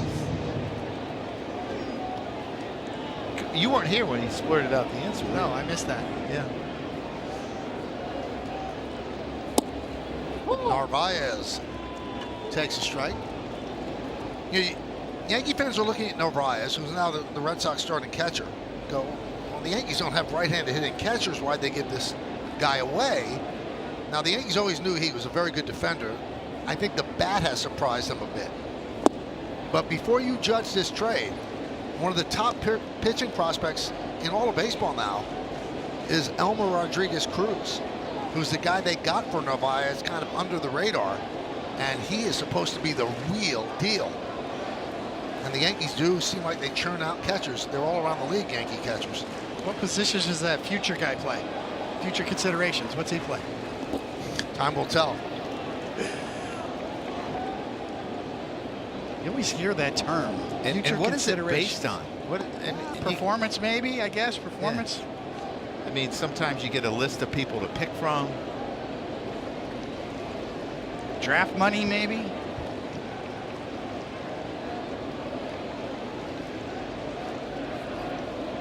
One, two.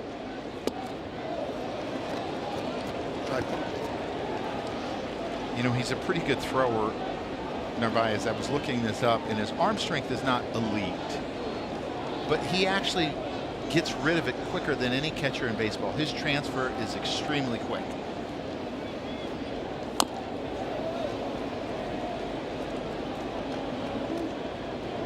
And I believe that's something that you can improve on. Yeah, you can improve arm strength, but pitchers do it. But being a catcher, I think it's a little bit more difficult, I think. I don't know. But he gets it in the air so quickly that he has success throwing. You see a lot of those catchers using the plyo balls and getting on the sort of weighted ball training program, especially off season.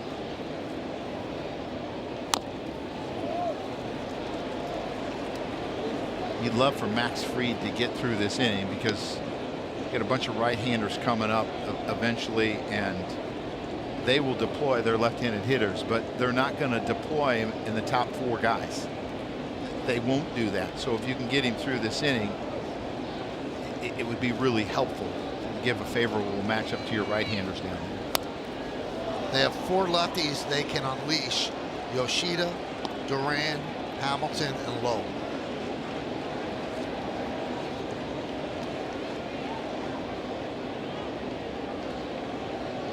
And you could hit for Connor Wong if you wanted, because you have Ali Sanchez, another catcher.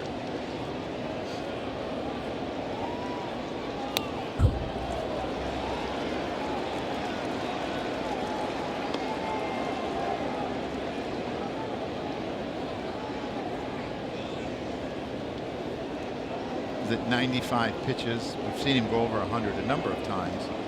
So he's still got some pitches left. But I would think that you would start to see the Yankees bullpen starting to stir. Swing and a miss. Well, he was in the 70s, Joe, before that ball hit the pesky pole. Yes, yes. 6 strikeout for Max Fried. 6 Yankee strikeout. Brought you Audi by Audi in the 2025 Audi Q6.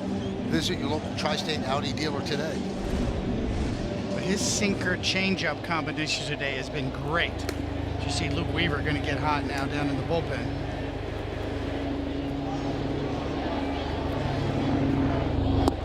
It's almost like he's pitched to the wall here. More pitches away than what we're used to seeing, daring them to hit the ball the other way.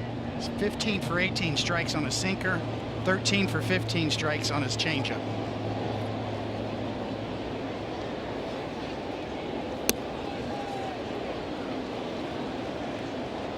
I haven't seen many of those sweepers. It's got to be number 2 or 3. That's it.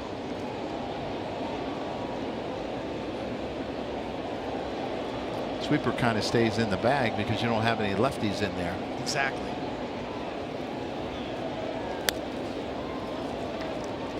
But to your point earlier in the game about, do you get into a rhythm if you're facing all right-handed batters as a lefty? Yes, and he did. His sinker changeup combination has really been kind of his back and forth method today that has served him very well.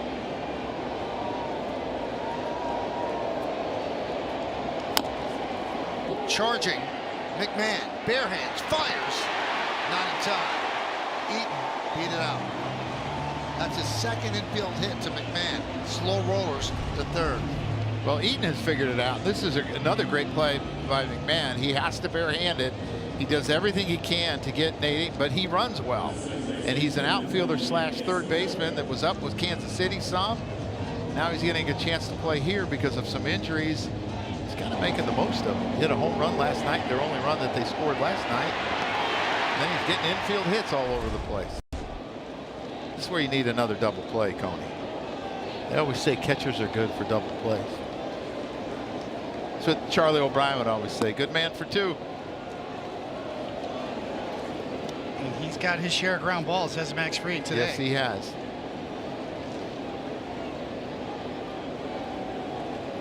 Last time up, Sogard with a ground ball at third.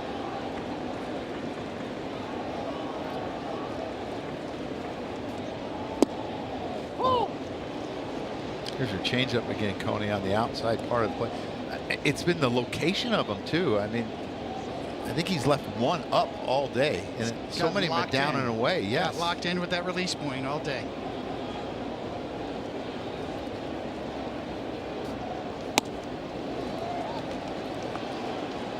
Does it get harder to throw like a changeup like that when you start to get tired, or is it easier? If your mechanics are good, as Max Fried's are, it should be even better. You should get a little more fade on it. It should be actually just a little more leaking of oil, so to speak. Line drive, it's a base hit to right field. Eaton, round second, will stop right there. As Bellinger gets it into Chisholm. First and second, one man out. 104 pitches for Fried. That's likely the last one he'll throw. Yeah, and I would think that you might see a pinch hitter here because of the extra catcher that they have. Whether it's Lowe or Yoshida here.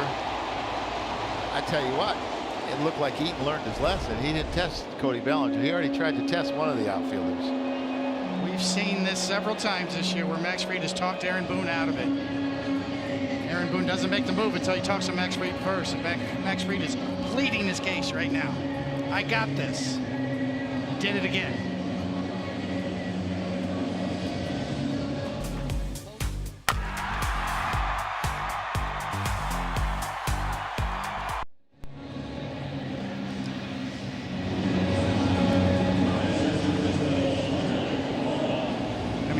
The bullpen doors open. Oh yeah, but the cow hadn't left the barn yet. Close the doors back up. Max Fried. You know, sometimes you'll see a reliever start to run out and you haven't signaled for him. They got to send him back. That's kind of a panic mode for a manager. Like, I didn't call for you. Look at that determination on his face. Yeah. You love that from your ace. And he's earned this right. I mean, that's the bottom line. He gets a ton of ground balls. It was Connor Wong, a double and a ground ball in second. First and second. And there's a base hit to center field. Eaton rounds third, he'll score. Sogard stops at second. Wong with an RBI single. And it's 4-2 Yankees.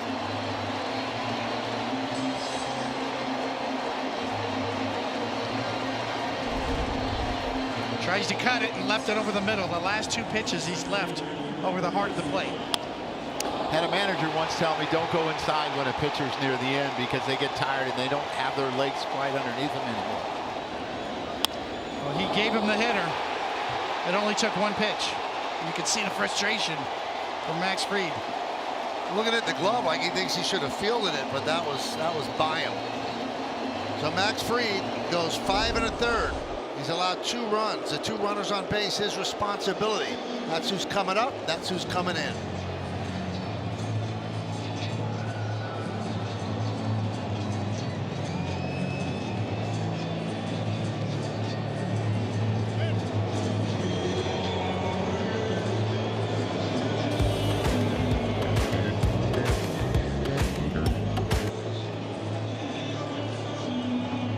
That's the Yankee Stadium on Tuesday, September 23rd, when the Yankees kick off the final homestand of the season, take on the White Sox. First 18,000 guests in attendance. See the Yankees cap, courtesy of Cannon. Tickets going fast, so get yours today, Yankees.com. That base hit against Fried by Wong was the first base hit that the Red Sox have had with a runner in scoring position in these first 2 games. And Wong is only 3 for 38 now with runners in scoring position. Been really, really tough. Luke Weaver comes on.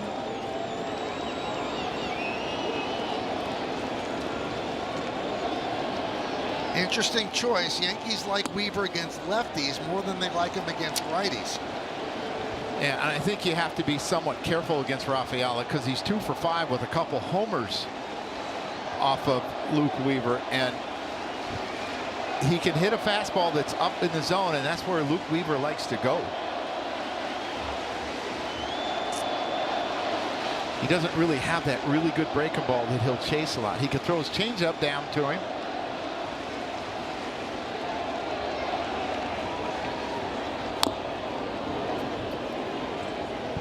Well, let's check out the bullpen budget. Brought to you by Citizens. Make sense of your money with Citizens. They use Bednar, Williams, and Cruz last night. I would think that everybody's available. Probably stay away from Yarbrough, who threw 49 pitches in 3 innings on Thursday against the Tigers.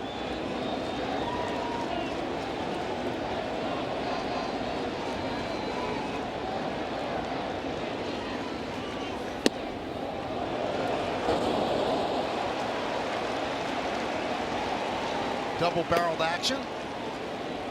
2 righties, Slayton and Whitlock. 1 if you're winning, Whitlock. 1 if you're losing, tied or winning.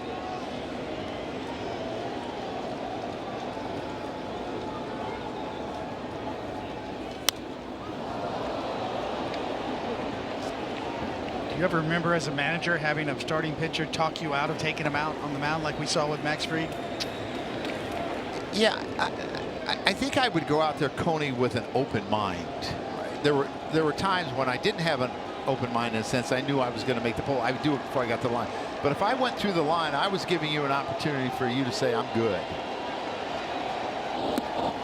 I think you talked Joe Torre out of it in game 3 in Atlanta. I did. And that was really important. And you got Fred McGriff out, and I don't know who the other person.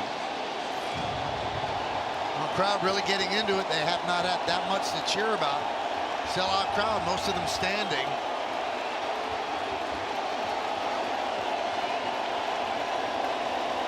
Three-two count. Still 3-2.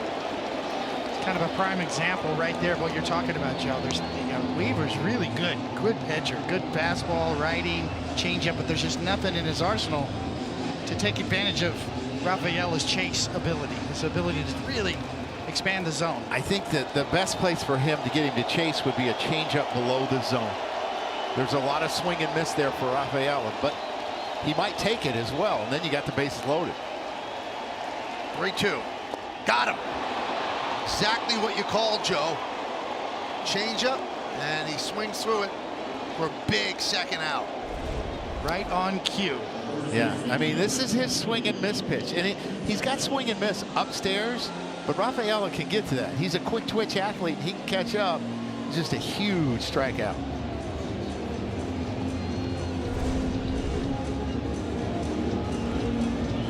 I'll tell you, as a starting pitcher on the bench watching this unfold, boy, that's tremendous relief. I mean, you're at the mercy of your teammate right here, Weaver, to bail you out. So it makes me wonder if down in the bullpen they maybe went over a left-handed hitter in this spot, because if he went over Romy Gonzalez, you wonder why they're back out there, because he was in the lineup, and I don't see a pinch hitter, and you should know how to get him out.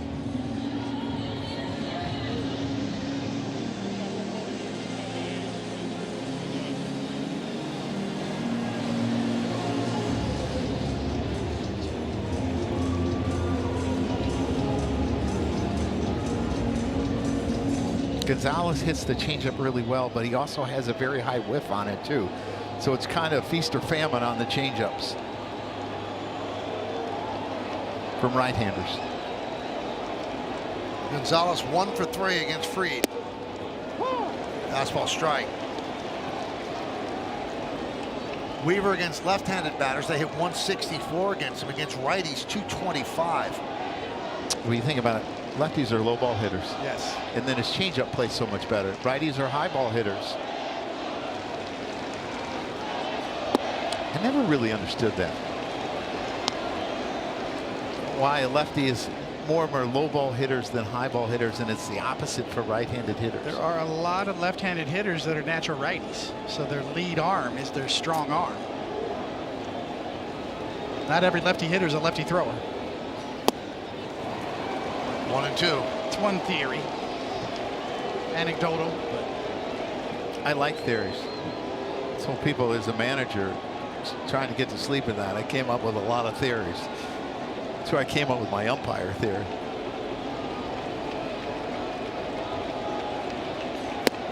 Oh, what a performance by Luke Weaver, barking as he walks off the mound, striking out Rafaela and Gonzalez with the tying runs on base. Swings right through it. We played 6 at Fenway. Yankees 4 and Boston 2. Bench loves it, and so does Weaver.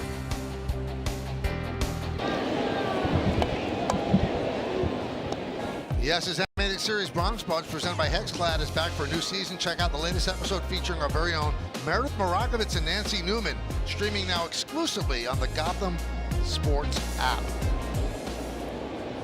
Trent Grisham leads off, takes a pitch outside, 1-0. Grisham in a slump.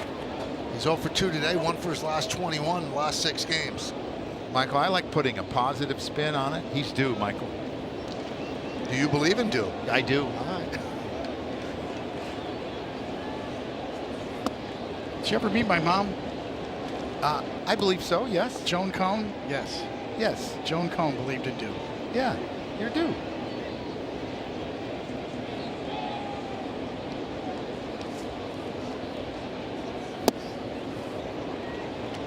But you know what Yogi said? A walk's just as good as a hit, Michael.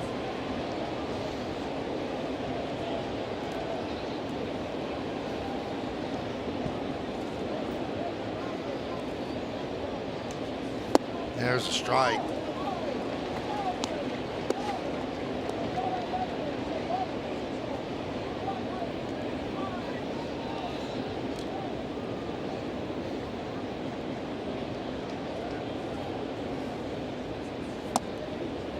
Well, Yogi be happy, right? Yeah, he sure would be. I don't think the pitcher was too happy there. Garrett Whitlock is ready.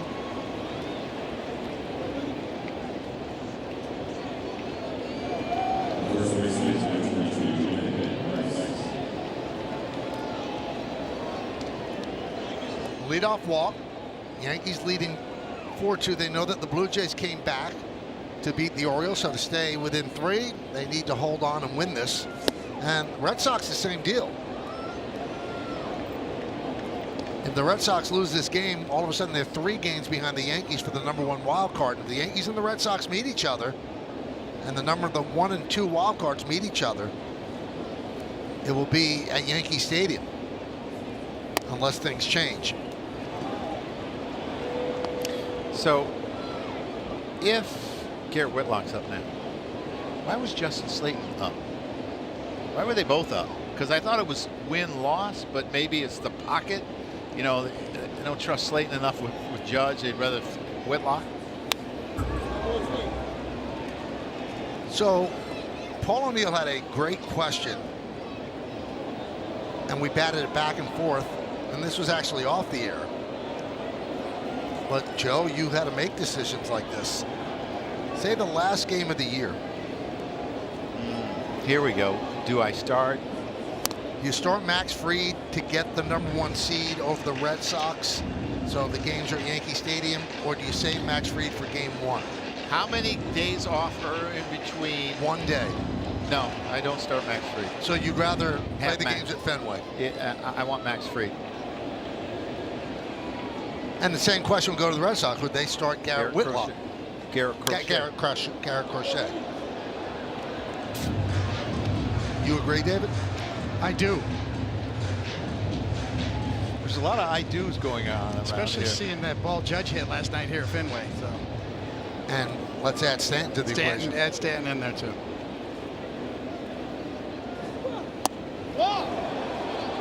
How about Wong? The way he checked with the third base ump was like he was calling the strike.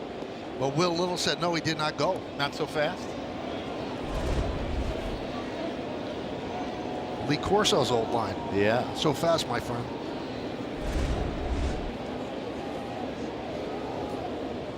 Well, I have a really good question too. Do you think that Chris Murphy has ever heard of the Dropkick Murphys or listened to them? Yes. He has to have, right? Yeah, they play it here all the time. Right back to Murphy. There's 1, and there's 2.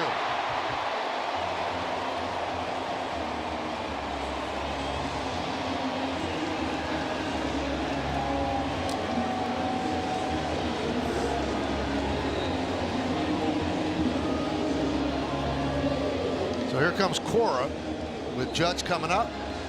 He's going to bring in a right-hander. So Murphy is done. Whitlock coming in to face Aaron Judge.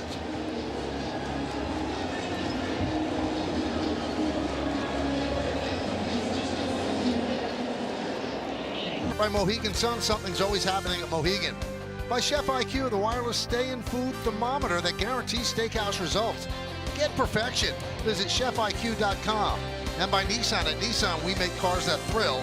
Experience the thrill for yourself today.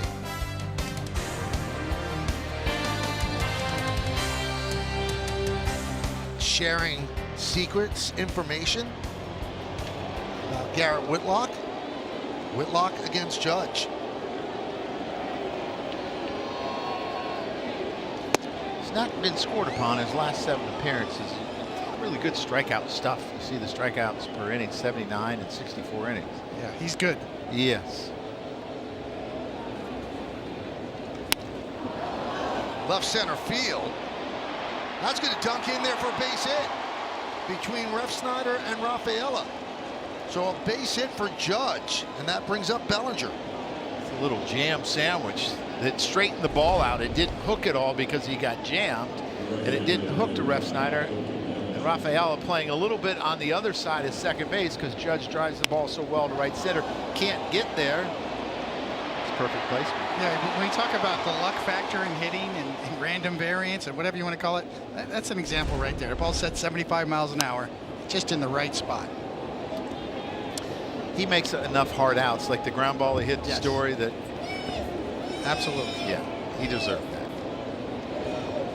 O'Neill said they never evened out.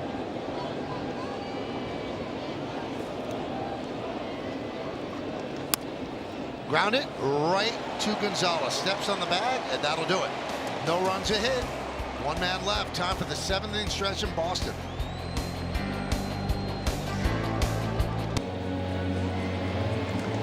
Well, thank you, guys. 4 runs on 6 hits, 1 error by the Yankees. The Red Sox about hit the Yankees, but they have just 2 runs. Fried went 1 out into the 6th. Chisholm's had a big day. Bayo, usually great against the Yankees, struggled a bit today, and Alex Bregman, a home run off the pesky pole, his 17th home run of the year. Paul Goldschmidt will take over first base for the Yankees. Now something's up with Devin Williams as Aaron Boone's coming out to the mound. A couple of umpires out there as well. They had problems last night with the mound, Coney. They talked about it was really wet down the hill. I don't know if there was anything up the hill. Yeah, I don't know I've ever seen a pitcher slip as much as I saw Luis Heel last night on the land leg, which is more important. In front of the rubber can be tricky too. You try to find your holes dug out. It looks like that's what he's trying to do. And all relievers have this issue at the end of the game. The mound's already torn up. Well, think about where Bayo stood, right? He stood at the very end on the first base side, and that might be uncomfortable for him because it might be really deep right there where his toes were, and that kind of, he feels he's like kind of off balance because that's the middle of his foot or the heel of his foot. There were some games I pitched where somebody else had his holes dug out and it messed me up. I would just move on the other side of the rubber and just go from there. Try to create my own lane. Would you recommend that? Or would you recommend get it fixed? Well, I think, it depends on relievers that are creatures of habit. Yeah, you probably want to get it fixed. But as a starter, I mean, I'm going to battle this guy all day long. What's amazing to me, though, is how they can fill this up with clay and it holds. It didn't last night. Well, but it was down the hill where he was slipping. And I think it was the moisture, not so much the hole, because his extension is so far.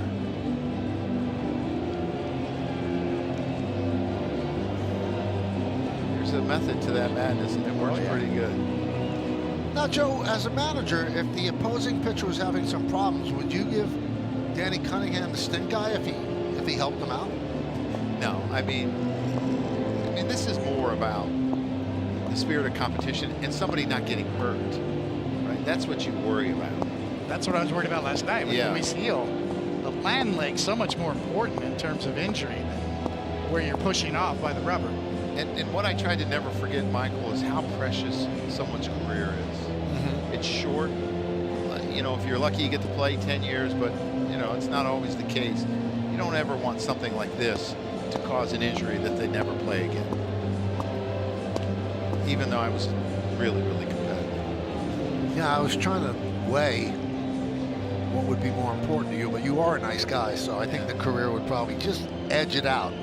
Michael, I never thought anyone ever put me in jeopardy to be hurt. Playing too much, playing hurt. They were always respectful of that. That a career is precious, and I feel that way.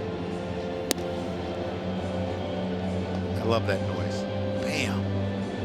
And you know what? 5 minutes after a game, you hear it. They are out there so fast to get a field done. It's amazing to me. As Devin's warming up, we take a look at the Audi Electric Moment. Experience a fully electric Audi vehicle at your local Tri-State Audi dealer today. Luke Weaver, Johnny on the spot, went down below the zone and then up top above the zone. And with a rebel yell, the electric Audi Moment. That's why he's your idol. Oh, that's so good, Mike. Wow. 2 consecutive scoreless appearances for Devin Williams, so he's going to pitch the 7th. Bednar pitched yesterday. Who's going to pitch the 8th? Will they try to get 5 outs out of Williams, 4 outs, and 5 outs out of Bednar? Is there another pitcher they'll use, like maybe Fernando Cruz? Well, this is the lane that he had yesterday. He had Bregman and Story. Bregman got a base hit. Story grounded out to him. He hit a sharp line drive to the left fielder on a high changeup. So I'm sure he'll try to get it down today. This is where he came in. He ended up facing Lowe and Yoshida as well. There's a lot of noise surrounding Devin Williams. Why do you keep using him? He has struggled so much.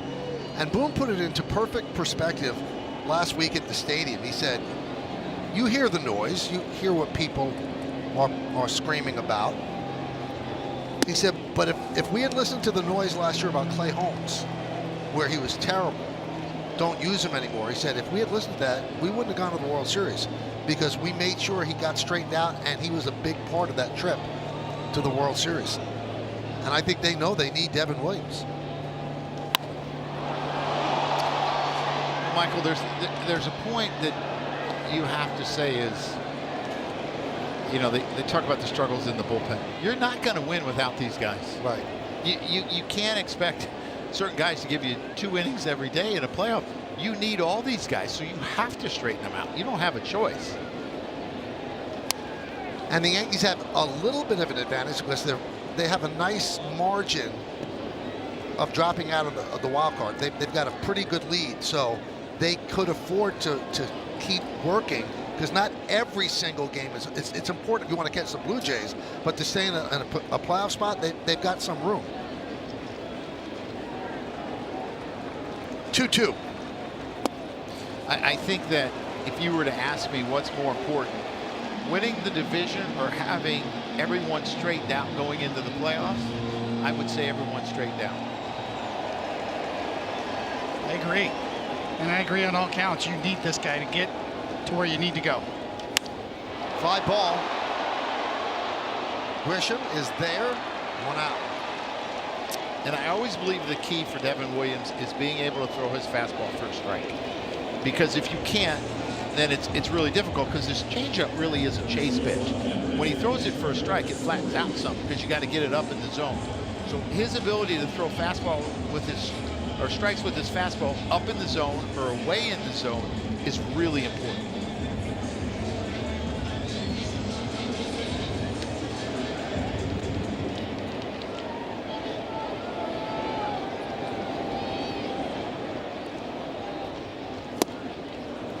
Story swings and misses.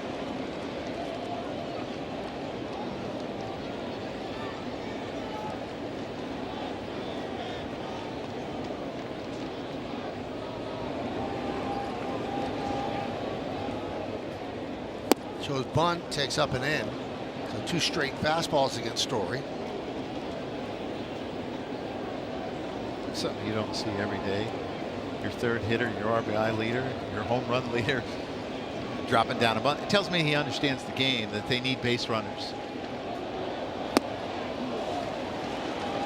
2-1. Story's 0 for 3 tonight.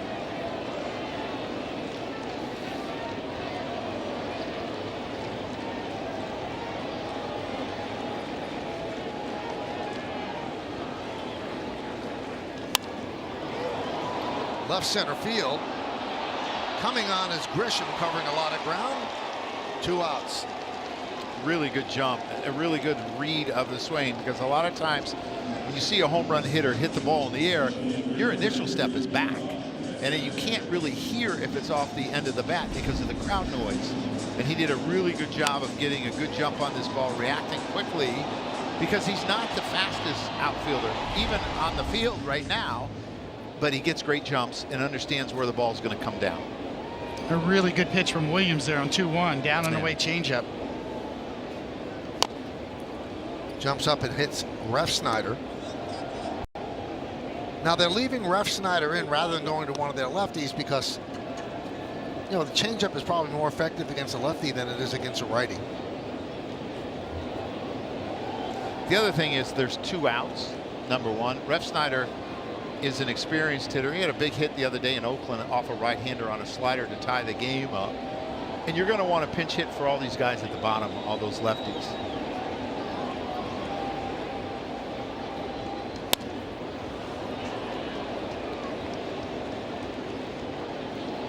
That's who the Red Sox have on the bench. Sanchez is the 3rd catcher, and then the 4 lefty batters. Yeah, and it's the top 3 there that you're going to hit. You know, you will use David Hamilton, the pinch runner, for defense, but it's the top 3 that you're going to use: Lowe, Durant, and Yoshida. 1-2.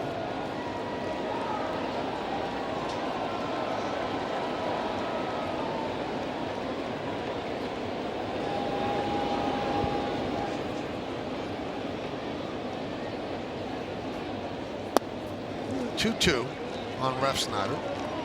Narvaez on deck.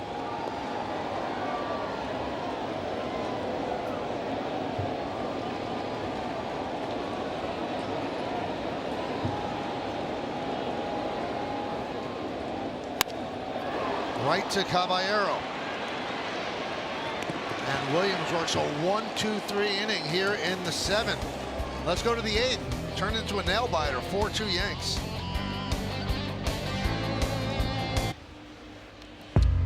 Well, let's check out the T-Mobile coverage camera. We've had it on Jazz Chisholm today. He's had a busy day. Yeah, top of the 5th on this cutter from Brayan Bello. He hits this long home run to right field. Not a cheapie, his 29th of the year, his 3rd hit of the day, his 3rd RBI. What a day for Jazz. And here he is. There's the chains, Coney, that you love. Hyundai scoreboard, 4-2 Yanks. 1-0 from Whitlock. They are nice. He's got 2, he could give you 1. He's on the verge of 30-30. You go ahead with your bad self. Let it go. 40-40 in 162 games. Well, we have to do a quick check-in with Meredith. Meredith, those are real, right? 100% Michael, and you see the one that's a little bit shorter, Yeah. has some lightning bolts in it. Wondering if that's for the speed, you know, lightning quick. So what's in the bigger one for power? I like that. Just crosses. Looks like Yeah. infinity.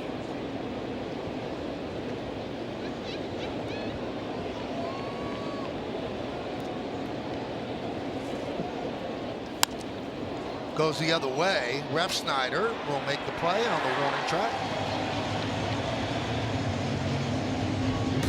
Well, tonight after the postgame, stay tuned for the latest episode of Homegrown, The Path to Pinstripes. Go behind the scenes with the Somerset Patriots. Hear from one of the Yankees' top prospects, George Lombard Jr. Plus stream all episodes of Homegrown anytime on the Gotham Sports app. I kind of wonder if this is it for Jason Dominguez too. Will he put Slater in left field like he did last night? You would think, right? Yeah.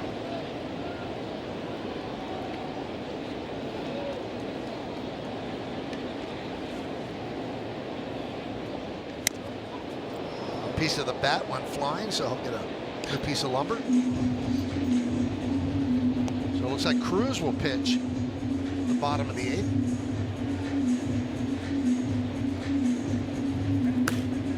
And that's who's due up.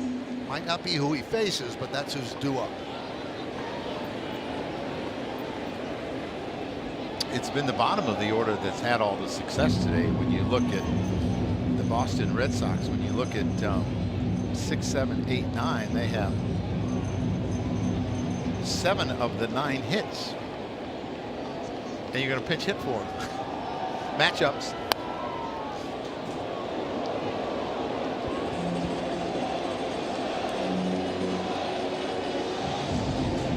This is what you talk about lanes for manager, right? You're trying to set traps for the other manager, and Fernando Cruz's splitter against maybe those lefties.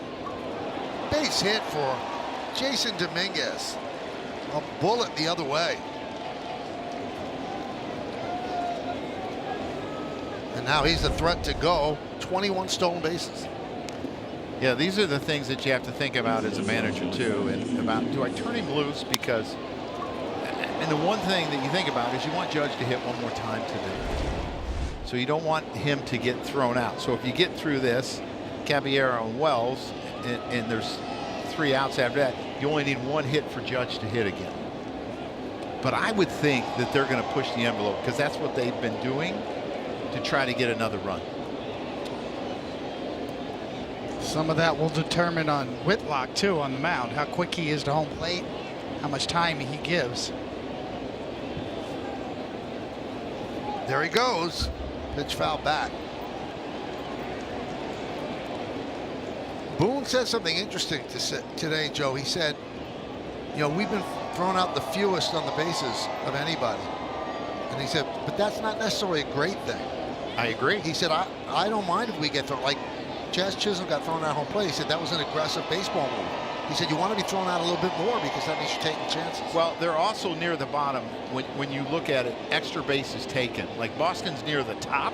They're aggressive, so they're going to have more people thrown out. And making outs on the bases, what they consider the stat, does not include caught stealing, forced plays, or pickoffs. And guys, I had a conversation with Jazz Chisholm Jr. about being aggressive and being active on the base paths, and he said when I can be a nuisance to a pitcher, more often than not, they make a mistake over the middle of the plate. They're prone to throw more fastballs. He's just helping the hitters behind him. So not only is he potentially putting himself in scoring position, but also they think it's a benefit for the guy in the batter's box. I would think, too, if you'd ask any pitcher, the pitcher would only want to focus on one thing, the hitter, not the hitter and the runner. It's a great point by Meredith and Jazz. I mean, any distraction you can give to a pitcher is bad for the pitcher, good for you. They've been running a lot more, as you can see from that stat. And that coincides with Jazz starting to run a lot again. 1-2 on Caballero, who's 0 for 3. And this is the thing that you have to think about Jason Dominguez. He just went with split down. Is he going back with a fastball up? Because if he's going for a split down, it's a really good pitch to run it. Because you can't cheat as a catcher. You got to stay down before you go up to throw. If it's a fastball up, it's the easiest pitch to throw on. Line drive, right field. It is a base hit, and it's going to go to the wall. And it bounces into the seats. A bad break for the Yanks. Dominguez probably would have scored. It might have hugged the wall out there. So a double for Caballero. Dominguez moves to third. I would have never thought that would have bounced out of play. But again, that red dirt or clay is really, really hard. And again, Michael, you're right. This ball's probably going to hit off that wall and get by him. It's going to roll along the right field wall, probably in front of the Yankees bullpen. You might be looking at an inside the park. Low bridge over there. Yeah.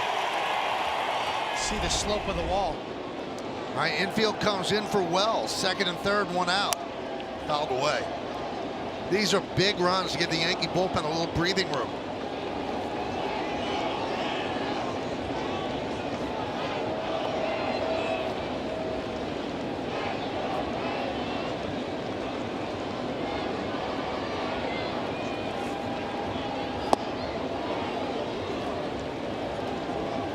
The Yankees were able to allow or to add on 2 in the 7th last night, which came really big.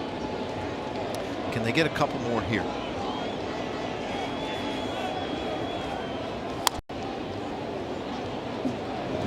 One and two on Wells. And that changeup with that depth just says swing over the top of me and beat it in the ground. And if you beat it in the ground, you got to pray you find a hole.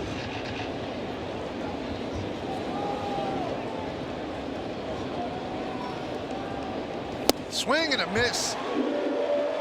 Wells has struck out 4 times in this game.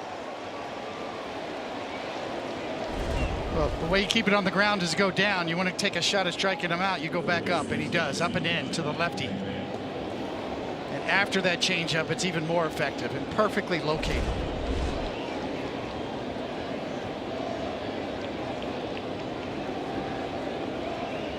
McMahon, infield backs up with 2 outs, and now he takes the ball.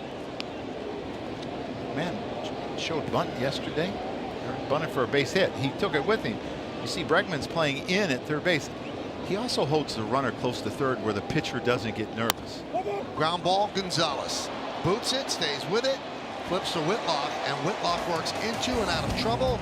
Yankees strand 2. We go to the bottom of the 8th.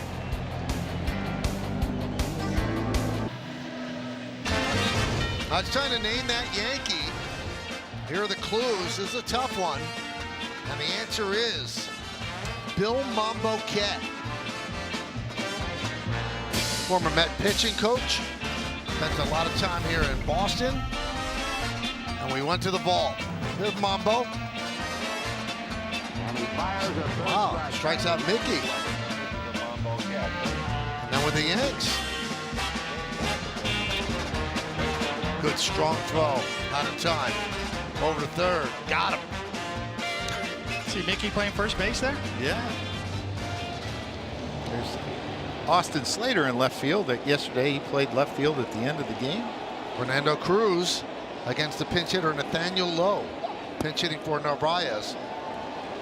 4-time All-Star with Boston. He's from Massachusetts. No hitter with the Red Sox. The Yankees 3.19 ERA. And Yankee pitching coach in 85 and 86. Also a Met pitching coach.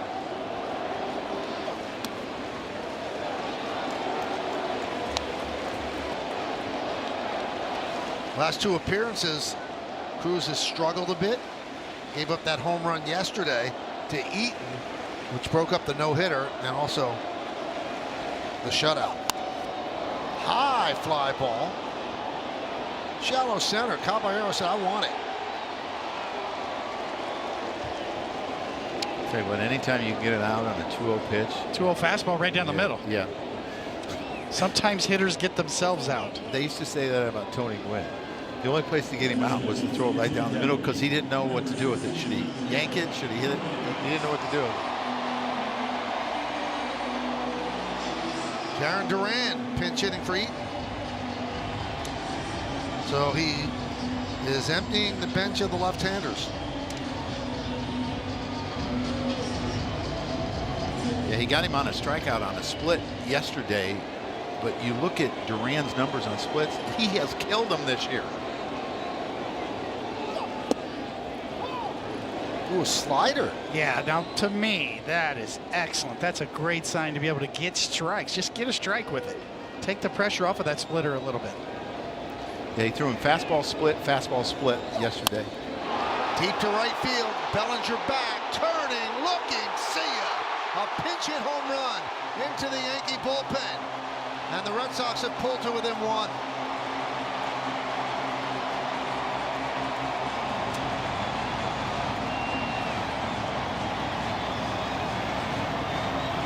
He got ahead of him, but he left the split up in the zone, and I just talked about Duran kills splits, hitting 400 with a slug of over 800 coming into this series.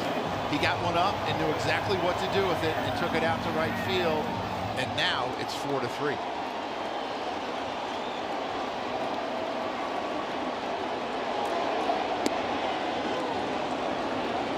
And the pitch to Sogard is strike. 0-1, 1 out in the 8th. Yankees led this one 4-0. Red Sox with 1 in the 5th, 1 in the 6th, 1 here in the 8th. You know, one thing that we don't talk about, we always talk about pitchers have lanes, but in a 3-game series, when you see hitters in the same lane all the time, I think it starts to sometimes become advantage hitter. You don't have the advantage as much as you did before.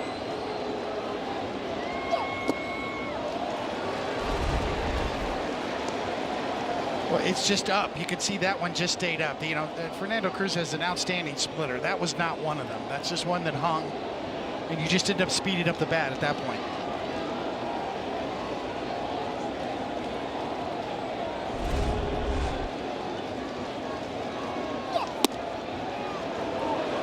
This with the fastball.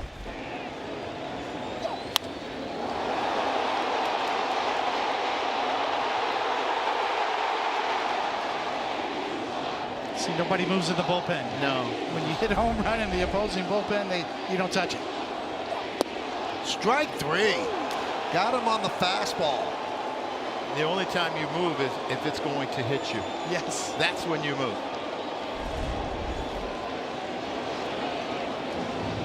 Crossed him up. Yeah. Well, you get used to seeing guys, and if you throw too many in a row, they get used to it, and it looks like Yoshida's coming up. And they'll have to put Ali Sanchez in because they pinch hit for Narvaez, and now they pinch hit for Wong. So Masataka Yoshida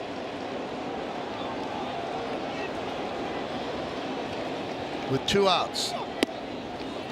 The lefty that's left is David Hamilton, and they're going to use Sanchez behind the plate. So 1 man left on the bench for Cora. And that man's warming up. What a season Aroldis Chapman's had.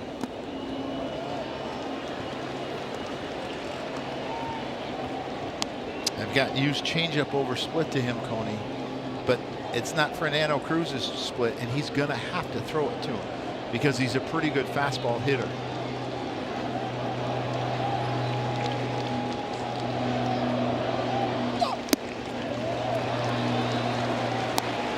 Two and 1.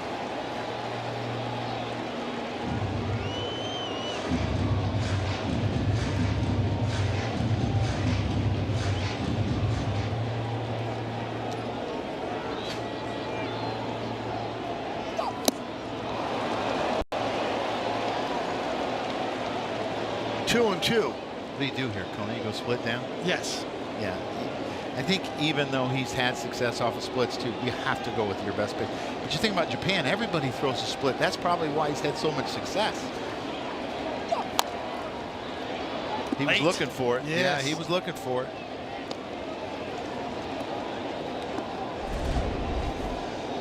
He pulls this right out of Austin Wells' glove.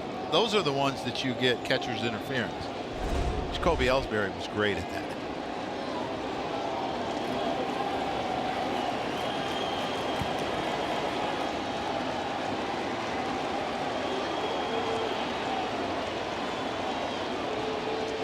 Two balls, 2 strikes, 2 outs. Cruz using the whole clock, deals. Got him on a splitter.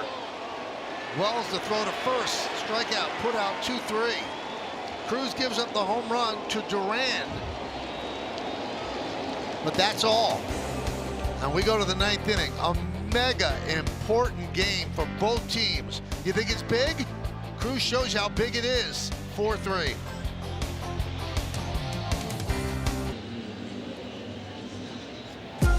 Time for the upcoming schedule, brought to you by your local Tri-State Buick dealers. One more game against the Red Sox. That's on Sunday Night Baseball tomorrow. The Yes post game following that. Then on to Minnesota for 3. And then finishing the road trip with 4 in Baltimore. Aroldis Chapman having just an unbelievable season. 1.14 ERA. He takes over in a game the Red Sox are trailing. Shows you how big this game is as he deals high to Grisham. Yeah, you're talking about dealing. He went 16 straight games without giving up a run. Didn't give up a hit for 50 until Oakland on Wednesday, where he blew a save or blew a game. Gave up 2 hits in a third of an inning, but he has been unbelievable. Against the Yankees, that's a little down. 4 innings, 4 strikeouts, no hits, no walks. And to me, that has been the big thing. The walks are so far down. Like 14 and 55 in a third. Last year, he walked 39 in 61 innings. Yeah, he's basically halved his career walk rate. Cut it in half this year. At 37 years old. 407 walks in 815 innings. Half the time, Coney. That one is driven to right field. Ref Snyder puts it away. I saw this, what he said, and it surprised me. In spring training, he has the pitch comp in his hat, and it said inside fastball. And for him, the light bulb went off. He said, wow, I've never thought about spotting my fastball. I just threw it to home plate. 16 years he never spotted his fastball. He just wanted the ball right by him. Yeah, that's the story, and that's what he said. It's Goldschmidt. And that one is ripped into right center field. Oh, what a play by Rafaela. That was ticketed for the gap. But Rafaela had other ideas. He gets such good jumps on baseballs. You can see why he's amongst the league leaders in outs above average. I mean, this is a low liner. He just gets a great jump. And the crazy thing is he gets there easy. I mean, that's not even a hard catch for him. Yeah, shading Goldschmidt that way. Good defensive positioning, good speed, good everything. Here's Judge. This is a matchup you pay to see, isn't it? And a strike at him with a slider. He's walked twice, Judge has, then blooped a single left center, so he's 1 for 2.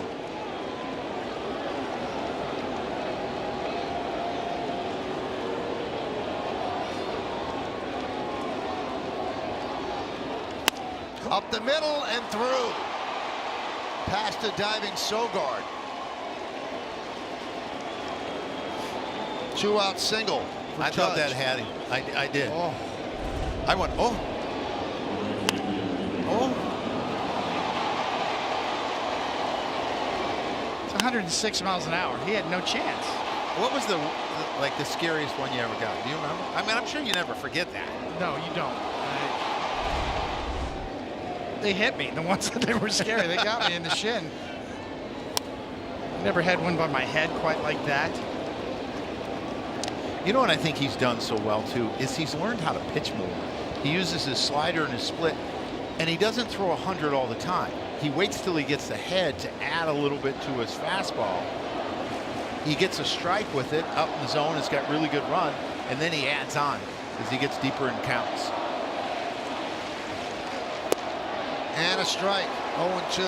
Here's the other thing. He's a lot quicker to home plate. He used to be able to run, steal on him block because he didn't like to throw to first, and he was slow to home. 37 years old, still throwing over 100 miles an hour. 16th big league season. The 0-2. One with the slider.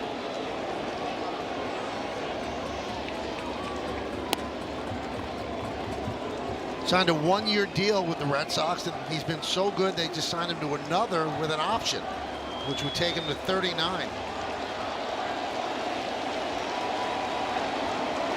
On the third base side of the rubber, the 1-2, all the way to the backstop, and Judge will go to second. Scrambling after it is Sanchez. So to say that's a wild pitch is an understatement. He added a little bit to that heater. That was 99. Well, Yankee fans have seen that one before.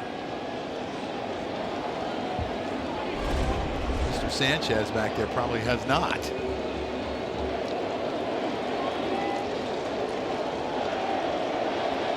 Yankees have a runner in scoring position, top of the ninth. They lead 4-3. Chapman deals. Chapman stayed in his follow-through, wanted that one, but it was clearly outside. What a good take by Bellinger after the backstop fastball stays off of that one. Wow.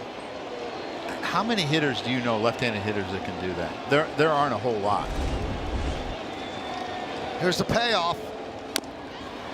Fouled off, jumped back and hit Bellinger.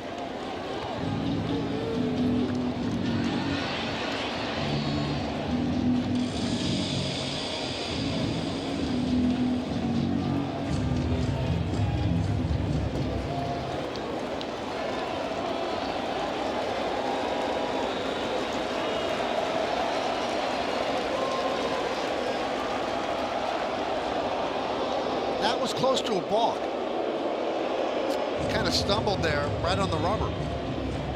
I still don't understand why an inside move's not a balk. First to third's a balk. It's a good point, Michael. It's supposed to be a pivot. He almost jumped there. Now, we always say that Bellinger's really, really good against lefties. This is Chapman throwing 100 miles an hour, and he's hanging in. And he's fouled off his heater and his slider. Bellinger, a .349 hitter with runners in scoring position. 3-2. Foul back here. That's pretty close, Mike. Yeah.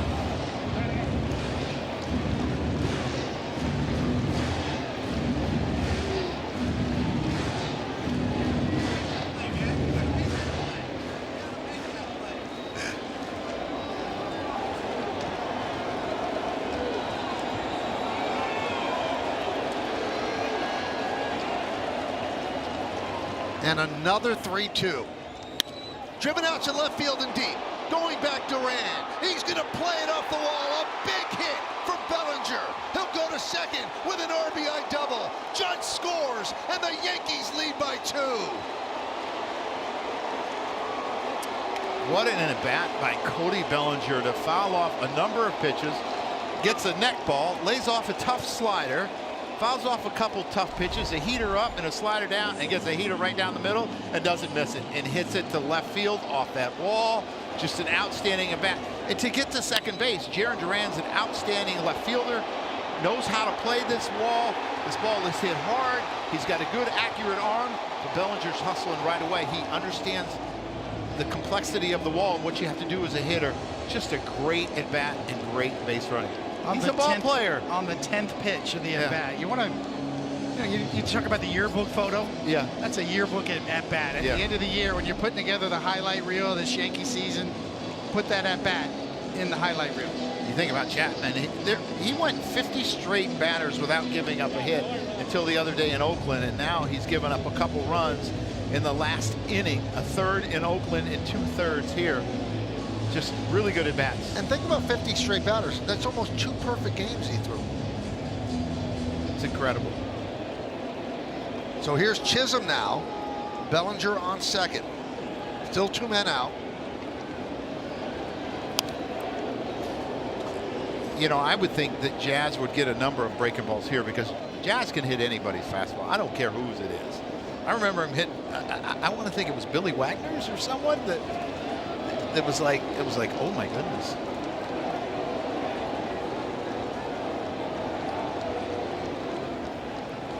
And he tries to bunt.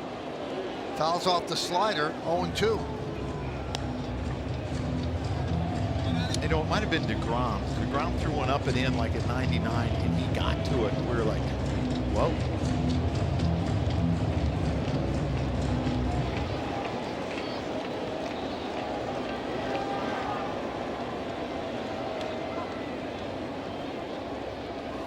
All the way to the backstop.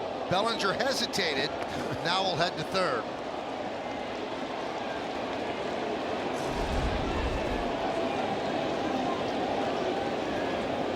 Almost got a button. Well, you want a little bit of the old-time rivalry? Yeah. There's a little something to this one. Yeah, this is just, to me, Chapman overthrowing. You think? After the bunt? I don't know. Maybe. And then walking all the way to home plate? Yeah. And Jazz staring out? Well, there's one way to get him, Jazz. Put another Ernie on it. You don't want to mess with that guy. Yeah, but there's some boys down there yes. in that third base dugout you don't want to mess with either.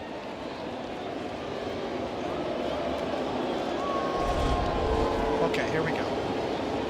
Right after the bunt, and Yeah. okay, Chapman follows it immediately and walks right at Jazz. Yeah, I think. Like, you got something? Well, I think, yeah. Why are you walking at Jazz? Look at Jazz staring at him. I love it. Oh, yeah. Grounded, first base. Gonzalez will take it himself. But what a big insurance run for the Yankees. And they gave him a little tap on the way by. A huge double off the wall by Bellinger. Here comes Bednar to try to close it out. Well, this one's not over, but after the final, I'll get highlights, analysis, clubhouse interviews, and we'll hear from Aaron Boone on the manager's report. That's all coming up on the W.B. Mason Yankees postgame. So David Bednar will come on and try to close this out. I don't think the people within the sound of our voice right now have to be told how big a game this is for both teams.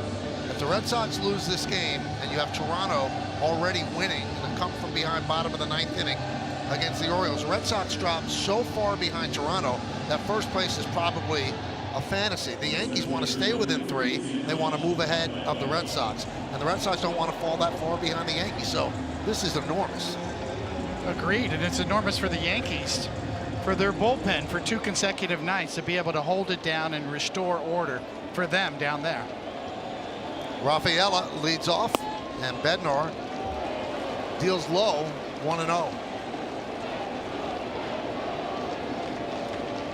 Sometimes I feel like in this situation, Bednar almost throws too many strikes. You know, his curveball's a strike pitch. He'll chase it. Swing and a miss on the curve. It's one of those hitters you say, just don't flip it in there. He'll chase, so be aggressive with it. Fouled away.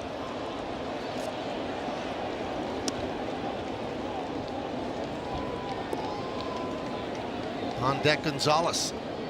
9-1-2 in the Red Sox order.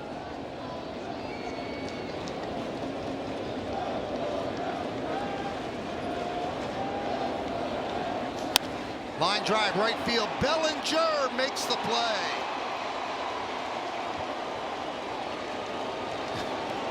Is there anything that he can do?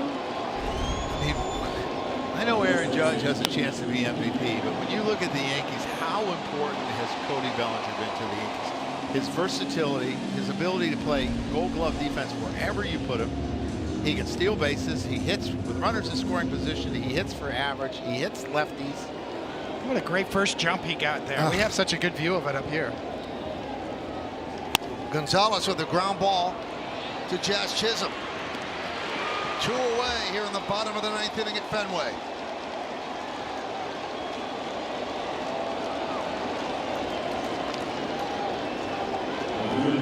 Now Alex Bregman has faced him twice. He's 0 for 2 off him. Gonzalez had never seen him. If you look at Trevor Story, he has 1 walk. So the Red Sox don't have a lot of familiarity with Bednar. Bregman homered off the pesky pole against Fried. That was in the 5th inning. Yankees are up by 2. Bases empty. Red Sox down to their final out.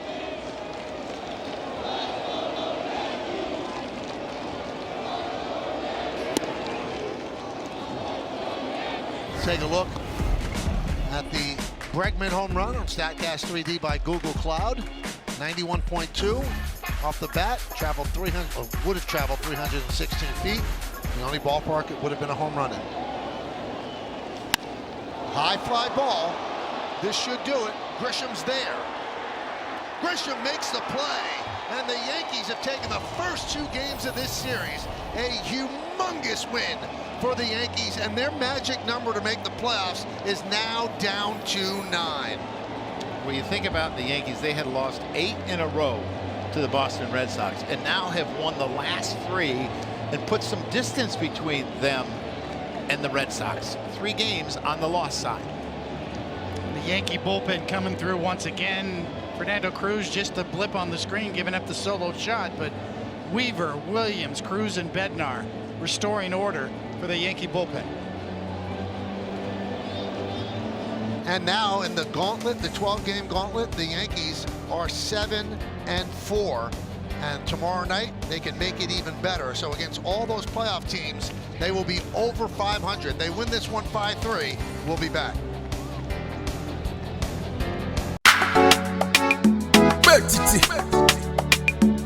God bless you. I'm up on this one again. No. Double pro. I met this girl last December. Her name na Monica. She sent me her picture from Twitter.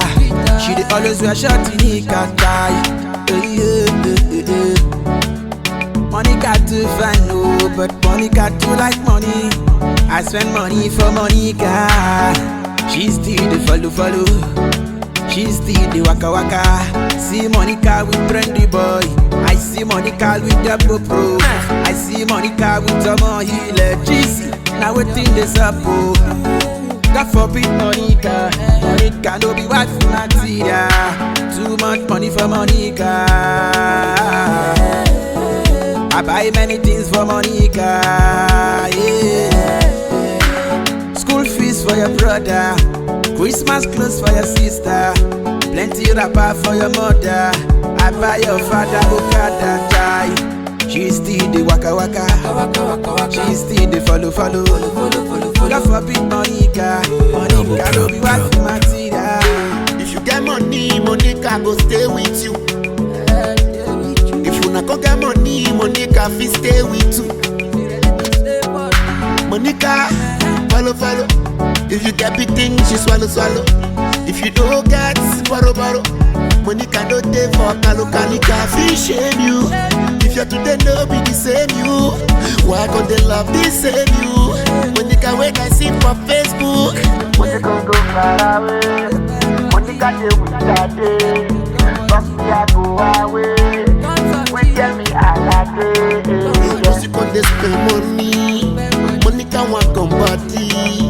If you no come concert, Monica no be dundee. She like dundies. Come to my place, she go run, come. I swear she go run, come. She see me take out money, she go shake bum. She go shake bum. She dey pepper for mat like say I lick dum. Like say I lick dum. She do like skin that she know they use condom. I swear she know they use condom. Monica, oh, Monica go kill the best, yo. Too much money for Monica. I buy many things for Monica. Yeah. School fees for your brother. Christmas clothes for your sister. Plenty wrapper for your mother. I buy your father Okada tie. She still the waka. She still the follow. God forbid Monica. Monica no be wife for Matilda. Badika da da da. Ain't only if you know da da da. Badika da da da. This time you know da da da. Double pro, oh yeah, da da da. Double pro.